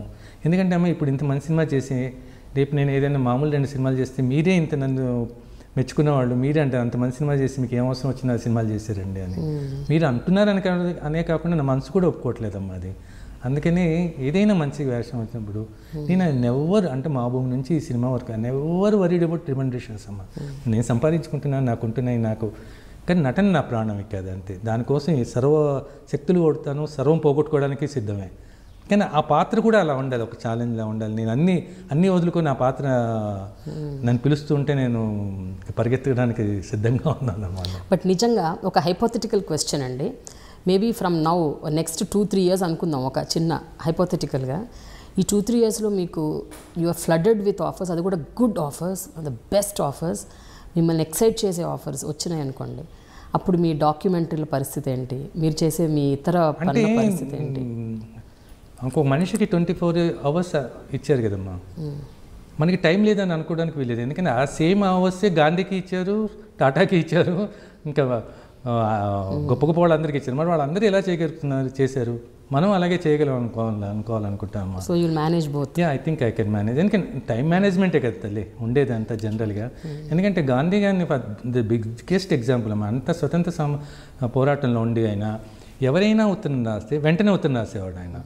తర్వాత ఏ పని ఉంటే ఆ పనికి అటెండ్ అవుతుండేవాడు. మరి ఆయనకి కుదిరిన టైము అదే 24 hours కదమ్మా మనకి దేవుడు సృష్టించింది. మనకి టైం లేదు అనుకోవడం అనేది మనం తప్పించుకునే వాంకే అమ్మ. అది అంటే డెడికేటెడ్గా పూర్తిగా దానికి న్యాయం చేయడం కోసం అని కొంచెం దాని నుంచి బ్రేక్ తీసుకోవడం ఈజ్ డిఫరెంట్. కానీ నాకు టైం లేక చేశాను అనేది మటుకు పూర్తిగా మనం ఎస్కేప్ చేసుకోవడమే అవుతుంది. మళ్ళీ ఒకసారి ఫిదా సినిమా దగ్గరికి వద్దామండి. ఫిదా ప్రొడ్యూసర్ దిల్ రాజు గారు బేసికల్గా వెరీ సెన్సిబుల్ ప్రొడ్యూసర్. ఆయన ఏది థీమ్ ఎంచుకున్నా దానికి ఖచ్చితంగా అంటే ఇది కరెక్ట్గా వర్కౌట్ అవుతుంది అని ఒక గట్ ఫీలింగ్ ఉంటుంది ఆయన. ఆ గట్ ఫీలింగ్తోనే ఏ ప్రాజెక్ట్ అయినా తీసుకుంటారు. సో ఈ ప్రాజెక్ట్ తీసుకున్నప్పుడు శేఖర్ గారు మీ పేరు సజెస్ట్ చేసినప్పుడు దిల్ రాజు గారి రియాక్షన్స్ ఏంటంటే అప్పుడు అంటే ఈ సినిమా నేను అనుకోవడం అమ్మా, అది శేఖర్ గారికి టోటల్గా వదిలేశాడు దిల్ రాజు గారు. శేఖర్ గారి నిర్ణయాలే అక్కడ అనమాట. ఆయన ఏది చెప్తే ఇక దిల్ రాజు గారు అది. ఎందుకంటే జనరల్గా దిల్ రాజు గారు కొంచెం స్క్రిప్ట్లోనే ప్రాజెక్ట్లోనే అన్నింటిలో ఇన్వాల్వ్ అవుతారు. ఈ పర్టికులర్ ప్రాజెక్ట్ ఎందుకో అది అంటే శేఖర్ గారు పెట్టిన కండిషన్ కూడా అది ఉండేదేమో, వాళ్ళిద్దరు మ్యూచువల్ అండర్స్టాండింగ్ ఏమో తెలియదు. కానీ ఈ సినిమా ఎవ్రీథింగ్ ఈవెన్ ప్రొడక్షన్లో కూడా వాళ్ళ ప్రొడక్షన్ పీపుల్ చాలా తక్కువ ఉండే, శేఖర్ గారి ప్రొడక్షన్ పీపులే ఎక్కువ ఉండేవాళ్ళు అనమాట. అన్నీ everything has taken care bye వీళ్ళ గ్రూప్ టీమే ఉండేది అనమాట. ఈయన అసిస్టెంట్ దగ్గర కెమెరా అంత మొత్తం వాళ్ళ ఆయన ఏదో ఉంది కదమ్మా, ఏంటో మీరు జోక్ కూడా వేసారు అప్పుడు ఆయన కంపెనీ పేరు అమిగోస్ ఆయన అమిగోస్ మీద ఆయన ఇంటర్వ్యూలో మొత్తం వాళ్ళ గ్యాంగ్ ఉంటుంది అక్కడ. మొత్తం అమిగోస్ గ్యాంగే అది. దిల్ రాజు గారు ఆయనకి పూర్తిగా ఆయనకి చేశాను. ప్లస్ దిల్ రాజు గారు అంటే నేను అనుకుంటున్నాను దిల్ రాజు గారు ఉండబట్టే ఇప్పటికీ చిన్న సినిమాలు వస్తున్నాయేమో ఇక్కడ అని. అంత పెద్ద ప్రొడ్యూసర్ అయిన కూడా చిన్న సినిమాలకి ఆయన ఇస్తున్నటువంటి ఇంపార్టెన్స్ రియల్లీ గ్రేట్ అమ్మా. ఆయన ఎప్పుడైనా షూటింగ్ స్పాట్కి వచ్చేవాళ్ళు చాలా తక్కువ. అంటే దిల్ రాజు గారు రెగ్యులర్ షూటింగ్లో ఉంటారనేవాళ్ళు. మన సినిమాకి దీనికి మటుకు చాలా తక్కువ ఆయన వచ్చిందనమాట. పూర్తిగా వీళ్ళకి హ్యాండ్ ఓవర్ చేసేసినట్టు ఆ ప్రాజెక్ట్. రిలీజ్ అయ్యాక దిల్ రాజు గారి రియాక్షన్ ఏంటి మిమ్మల్ని చూసి? దిల్ రాజు గారి వల్ల నాకు చాలా మంచి జరిగింది ఏంటంటే, ఆయన సోదరుడు నరసింహారెడ్డి గారు నేనంటే చాలా ఇష్టమైన వ్యక్తి అనమాట. అంతకుముందు పరిచయం లేదు. ఈ సినిమా వల్ల నాకు ఆయన వల్ల జరిగిన గొప్ప ఏంటంటే ఆయన ఒక ఆప్తమిత్రుడు దొరకడం నరసింహారెడ్డి గారు అనమాట. అయితే ఒకటండి, దిల్ రాజు గారు పక్కన పెట్టండి, మిగతా ఇప్పుడు పెద్ద పెద్ద ప్రొడ్యూసర్స్, పెద్ద డైరెక్టర్స్, ఇప్పుడు ఇండస్ట్రీలో ఉన్నవాళ్ళు ఎవరైనా మీకు పర్సనల్గా కాల్ చేసి లేకపోతే పర్సనల్గా మిమ్మల్ని కలిసి ఈ సినిమా గురించి ఏమైనా అప్రిసియేషన్స్ అవి చేశారా? చాలా అమ్మా. ఇప్పుడు ఫర్ ఎగ్జాంపుల్ ఇప్పుడు తమ్మారెడ్డి భరద్వాజ్ అక్కడ ఉన్నారు మన అమెరికాలో. నాకు చిన్నప్పటి నుంచి తెలుస్తాను. ఆయన ఎప్పుడు మహబూబ్ నుంచి అంకురం వరకు అన్ని సినిమాలతోనూ చూశాడు. ఎప్పుడు నువ్వు బాగా చేసావు అని ఒక మాట కూడా అనలేదు. ఈ సినిమా చూసి అమెరికా నుంచి నాకు మెసేజ్ పంపించాడు, congrats for the greatest performance అని. నేను స్టన్ అయిపోయి ఈయన దగ్గర నుంచి ఇంత పొగడితే ఏంటని నేను ఫోన్ చేశాను. అదేంటనే నువ్వు అన్ని సినిమాలు చూసి ఒక్కరోజు కూడా బాగా చేసేవాళ్ళు బాగానే చేసేవాళ్ళని కూడా అనలేదు, దీనికేంటి ఇంత గ్రేట్ పర్ఫార్మెన్స్ అని చెప్తున్నావు అంటే, ఏదైనా రా ఈ సినిమా నీది నీ కూతురుదే అన్న. మీ ఇద్దరు సినిమా అన్నాడు. ఇంకా ఎవరు మాట్లాడారు? ఇంకా చాలామంది అసిస్టెంట్ డైరెక్టర్స్ అందరూ, అలన్ శ్రీధర్ వీళ్ళందరూ కూడా ఫోన్ చేశారు. It's wonderful. అంటే ముఖ్యంగా అమ్మ చిన్న పిల్లలు చేస్తూ ఉన్నారు, అది స్టూడెంట్స్ వాళ్ళు అందరూ రకరకాల. ఇంకా అంటే నేను బాగుంటుంది అంటే శేఖర్ కమల్ ముందు నుంచి అంటున్నాడు, రిలీజ్ తర్వాత అందరూ మీకు ఫిదా అయిపోతారండి అని. అది అట్లానే జరిగింది అనమాట. అయితే సాయి చంద్ గారికి ఒకవేళ ఆ సినిమాలో గడ్డం, ఆ తెల్లగడ్డం లేకపోయి ఉంటే మిమ్మల్ని నాన్న అని ఎవరు అనరేమో, ఊహించుకోరేమో. సాయి పల్లవి అదే అంటుంది, ఒకసారి గడ్డం అవి లేనుకుంటే ఫస్ట్ వచ్చినప్పుడు అది చేస్తే అందనమాట, నాన్న you are not looking like నాన్న, you are looking like brother. నన్ను యాక్చువల్లీ ఫస్ట్ నన్ను వాళ్ళు అనుకున్నప్పటికీ నాకు గడ్డం లేదమ్మా, గడ్డం లేదు. శేఖర్ గారు అన్నారు బాగుందండి ఇలా గడ్డం లేకుండా. మేము ఫోటోలో చూసాం, ఫ్రెంచ్ బేడ్ ఉంది, గడ్డం వేస్తే బాగుంటుంది అనుకున్నాము, బాగుందండి గడ్డం లేకుండా ఇలాగే ఉంచుదాం అంటే, దాని కో డైరెక్టర్ సూర్య అని ఉన్నాడు, లేదన్నా వాళ్ళని అన్నాడు అన్నమాట, లేదన్నా గడ్డం పెంచుదాం మనకు ఆప్షన్ ఉంటుంది కదా, బాలేకపోతే అప్పుడు తీసేయచ్చు అన్నారు. కొంచెం గడ్డం పెంచగానే అందరూ చాలా బాగుందని. కానీ గడ్డం పెంచడం అనేది చాలా అడ్వాంటేజ్. అంటే నేను ఇంతవరకు ఏ సినిమాలోనూ గడ్డం పెంచి చేసింది లేదు. ఈ సినిమాలో చేయడం వల్ల ఒక నిండుదనం వచ్చిందనో అనుకుంటా ఉన్నాను అనమాట. మీ ఇంటర్వ్యూ చేస్తానని చెప్తే సాయి పల్లవిను సరేంజ అన్నారు, నువ్వు గడ్డం తీసి నువ్వు ఆ పంచలు అవన్నీ కట్టుకోకు, గడ్డం తీసేసి రఫ్ అండ్ టఫ్ గడ్డ వెళ్ళి కూర్చొని చేయని చెప్పి వాళ్ళు. ఆడియో ఫంక్షన్ అప్పుడు కూడా నేను పంచ కట్టుకుందాం అనుకున్నాను అమ్మా. పంచ కట్టడం వాళ్ళిద్దరు పిల్లలు ఇద్దరు గోవాలన్నమాట. నువ్వు పంచ ఎట్లా కట్టుకుంటావు, నువ్వు సినిమాలో పంచ కట్టుకొని ఇక్కడ పంచ కట్టుకొని నువ్వు ఏదో బ్లేజర్ వేసుకుని వెళ్ళు, అది ఇదని వాళ్ళ డైరెక్షన్స్ అనమాట. అంతేనా? అసలు మీకు 61 years అంటే ఎవరు నమ్మరు. 1956 బాగుంది. You really don't look that sir, you don't look your age. అంటే ఏజ్ గురించి అందరూ అలాగే ఉంటున్నారేమో అనుకుంటున్నాను ఈ మధ్య. కొంచెం అందరూ కొంచెం ఫిట్నెస్ హెల్త్ అన్నీ కేర్ చేసి, నాగార్జున వెంకటేష్ అందరూ అలాగే ఉంటున్నారు. అంటే నాకంటే ఒక 2-3 years యంగర్ వాళ్ళు కూడా చాలా బాగుంటున్నారు కదా. అయితే సాయి చంద్ గారు బయట అన్ని పనులు, డాక్యుమెంటరీలు, సినిమాలు, మిగతా పనులు, ఆ పనులు ఈ పనులు చేసుకొని మీరు ఇంటికి వచ్చాక యు ఆర్ లోన్లీ మ్యాన్ కాదమ్మా. నేను యాక్చువల్లీ నేను 6 ఫ్యామిలీలో 6 members అమ్మా, అందరం జాయింట్ ఫ్యామిలీ. నేను యంగెస్ట్ అనమాట. సో ఇంట్లో అందరం కలిసి ఉంటారండి. అందరం కలిసి ఉంటాం. ఇప్పుడు ఇది ఉంది కదమ్మా, ఈ పక్కన ఇది అందరం అక్కడ ఉంటాం అనమాట. ఇది నేను ఆఫీసు ఆ సెటప్ లాగా వాడుకుంటూ ఉంటాను. సో ఇంట్లో క్రికెట్లు ఆడుతూ ఉంటాను. మొన్నటిదాకా అమెరికా నుంచి వచ్చిన చిల్డ్రన్ వాళ్ళందరూ ఉన్నారనమాట. అట్లా ఎప్పుడు ఇంకొకటి కూడా నేను అనుకుంటాను, అమ్మ మనం ఒంటరిగా ఉన్నాం అనుకుంటే 10 మందిలో ఉన్నా ఒంటరిగానే ఉంటాం. మంది వసుదైక కుటుంబం అనుకుంటే ఒంటరిగా ఉన్నాం 10 మందిలో ఉన్నట్టే ఉంటుంది. నేను ఎప్పుడు అనుకుంటానమ్మా మంది వసుదైక కుటుంబం అనుకుంటాను. సో నాకు ఎప్పుడైనా ఏదైనా ఉన్నా కూడా ఏదైనా చిన్న బోర్ కొట్టినా కూడా నేను మా కజిన్స్ ఇంటికి, అక్క వాళ్ళ ఇంటినే కాదు కజిన్స్ దగ్గరికి వెళ్ళడం, ఇంకో ఫ్రెండ్స్ దగ్గరికి వెళ్ళడం అట్లా ఎప్పుడు చేస్తూ ఉంటాను. మనం ఒంటరిగా ఉంటే ఆ ఒంటరితనం వస్తుంది. అంటే ఒంటరితనానికి ఏకాంతానికి తేడా ఉంది కదమ్మా. నేను ఏకాంతంగా ఉండడానికి ఇష్టపడతాను. ఒంటరితనం అనేది చిన్నప్పటి నుంచి ఎప్పుడూ లేదనమాట. ఒంటరిగా లోన్లీనెస్, చాలామంది అంటారు ఒంటరితనం లోన్లీనెస్ అంటే ఐ నెవర్ ఎక్స్పీరియన్స్ దట్. కానీ ఏకాంతంగా ఉండడం అన్న మటుకు చాలా ఇష్టపడతాను. అంటే నాతో నేను ఉండొచ్చు కదా కొంచెంసేపు. కానీ మీరు పుట్టి పెరిగిందంతా కళలు, రచయితలు, అలాంటి కుటుంబం, అలాగే సినిమాలు. సో మీరు ఎక్కువ జనాల మధ్యలోనే ఎప్పుడు ఉంటారు అండ్ రకరకాల మనుషులతో ఇంటరాక్ట్ అవుతారు, ఎంతో మందితోని ఫ్రెండ్షిప్ చేస్తారు. ఈ ప్రాసెస్లో how is it possible that మీరు ఎవరిని ఇష్టపడకపోవటం ఏంటి? ఏ అమ్మాయిని మీరు ఇష్టపడలేదా? ఎవరికి ప్రపోజ్ చేయలేదా? ఎవరు మిమ్మల్ని మీకు ప్రపోజ్ చేయలేదా? అసలు అది జరగకుండా ఎలా ఉంది అని నాకు ఒక ఆశ్చర్యంగా ఉంది. నేను ఒక జోక్ చెప్తా ఉంటాను. ఇట్లా మీరు అడిగినప్పుడు నాకు లవ్ స్టోరీ ఉంది. When I was 18 I proposed a girl. Okay. She rejected. After that I lived happily for ever అని. ఓకే. 18 ఏళ్ళకే ఒకసారి రిజెక్షన్ అసలు ఎవరిని ప్రపోజ్ చేయలేదు. హ్యాపీలీ ఫర్ ఎవర్ అది. ఎందుకంటే అంత డీప్గా హర్ట్ అయ్యారా ఒక రిజెక్షన్? ఊరికే చెప్తా ఉన్నాను. అంటే అట్లా ఇవి లవ్ స్టోరీలు ఇవి అట్లా ఆడపిల్లల వైపే చూడలేదా అంటే క్రష్ లేకుండా ఉండము. చిన్నప్పటి నుంచి టీనేజ్లో ఉన్నప్పుడు ఆ క్రష్లో ఉంటాయి. ఏదో ఇందాక చెప్పినట్టు ఎక్కడో తెలియకుండా వివేకానంద ఫిలాసఫీ వెంటాడుతూ ఉంటున్నాను అనమాట. ఏదైనా చేద్దాము, ఏదైనా చేయొచ్చు కదా, వీటికన్నిటికన్నా ముఖ్యమైన పనులు కొన్ని చేయొచ్చు కదా అని అనిపిస్తూ ఉంటుంది. Thank you so much sir. Finally before we close, what is life according to you? మీ దృష్టిలో జీవితం అంటే ఏంటి? అంటే జీవితం జీవించడానికే కాదు సాధించడానికి కూడా అన్నది అందరూ అంటారు. నేను జీవితంలో ఉన్న మాధుర్యం మటుకు ఈ జీవితాంతం ఒక ముందు అనుకునేవాడినమ్మా. అంటే కరెక్ట్గా చెప్పాలంటే నా జీవితాన్ని 2 పుస్తకాలు చాలా ఇన్స్పైర్ చేసినాయమ్మా. నేను చిన్నప్పుడు ఉన్నప్పుడు ఐరన్ హీల్ అని జాక్ లండన్ బుక్ ఒకటి ఉండేది, రైటర్ జాక్ లండన్. తర్వాత హెర్మన్ హ్యూస్ది సిద్ధార్థ నవల. ఈ 2 నా జీవితాన్ని చాలా ఇన్స్పైర్ చేసింది. రెండు ఎక్స్ట్రీమ్ డిఫరెంట్ నావల్స్ అనమాట. ఇదేంట ఐరన్ హీల్ పూర్తిగా కార్మికుల సమస్య దాంతో ఉన్నటువంటిది, సిద్ధార్థ ఏమో పూర్తిగా స్పిరిచువల్ లైఫ్లో ఉన్నటువంటిది. 2 ఎందుకు నన్ను అట్రాక్ట్ చేసినాయని నాకు చాలా ఆశ్చర్యంగా ఉండేదన్నమాట. ఆ రెండింటినీ సమన్వయం చేసుకుంటూ ముందుకు వెళ్తూ ఉంటానమ్మా నేను ఇప్పుడు. అంటే ఒక జూయిష్ ఫిలాసఫర్ ఒకటి ఉంది, నా జీవితం నేను జీవించకపోతే ఎవరు జీవిస్తారు, నా జీవితమే నేను జీవిస్తే ఈ జీవితానికి పరమార్థమే ఉంది అని. జనరల్గా follow that. Thank you so much అండి. Thank you. మిమ్మల్ని ఇంకా మళ్ళీ తెర మీద చూడాలనుకుంటున్నాం. It's such good roles because మీరు ఫిదాతో అయితే అందరికీ ఫిదా చేశారు. So I'm sure future is more brighter. Care of మంచి సినిమాగా ఉంటానమ్మా. ఎస్ ఎస్, మీకు అది ఒక వాదా అంతేనా? సో ఫిదా ద్వారా వాదా ఇస్తున్నారా? కేర్ ఆఫ్ మంచి సినిమాగా ఉంటాను, ఉండాలని కూడా అనమాట.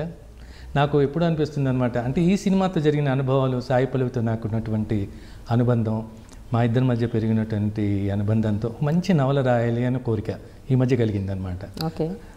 నాకు ఏంటంటే మార్క్ టుల్లీ ఉన్నారు కదమ్మా, బీబీసీ జర్నలిస్ట్. ఆయనకి మేము గోపిచంద్, నాన్నగారి పేరు మీద గోపిచంద్ అవార్డు ఉంటుంది. 2 years బ్యాక్ ఆయనకి గోపిచంద్ అవార్డు అని ఇచ్చాం. ఇచ్చినప్పుడు ఆయన నాకు ఎయిర్పోర్ట్ డ్రాప్ చేస్తుంటే అదే సలహా ఇచ్చాడు, నువ్వు వచ్చింది ఒక సాహిత్య కుటుంబంలోంచి కదా, నువ్వు డాక్యుమెంటరీ ఫిల్మ్ మేకర్వి, నువ్వు నీ డాక్యుమెంటరీస్ అన్నిటినీ కూడా నువ్వు రిటర్న్గా డాక్యుమెంట్ అంటే ఒక బుక్ లాగా డాక్యుమెంట్ చెయ్యి, ఫిల్మ్స్కే చేస్తున్నావు, బుక్ లాగా డాక్యుమెంట్ చెయ్యి, బాగుంటుంది అది అని సలహా ఇచ్చాడు. సరే అప్పటి నుంచి నేను అనుకున్నా ఏదైనా రాస్తే బాగుండేది అని రాస్తే బాగుండు. ఇంత ఎక్స్పీరియన్సెస్, ఈ మిస్టేక్ ఎక్స్పీరియన్సెస్ ఇవన్నీ వచ్చినాయి కాబట్టి ఈ సాయి పల్లవి వీళ్ళందరితో ఉన్నటువంటి అనుబంధం మీద ఒక మంచి నావల్ రాయాలని కోరిక. నేను టైటిల్ అయితే మటుకు పెట్టేశారా? My pretty daughter. My pretty daughter. Wow, very nice, very nice. Thank you so much అండి. Thanks a lot. Thanks for your interview. Thank you so much. I'm Sai Chand. ఫిదాలో సాయి పల్లవి నాన్నగా వేశాను. Watch my interview dialogue with Prema in iDreams. Congrats to iDream for reaching 1 million subscribers. Hi, this is Sai Chand. Please subscribe to iDreams.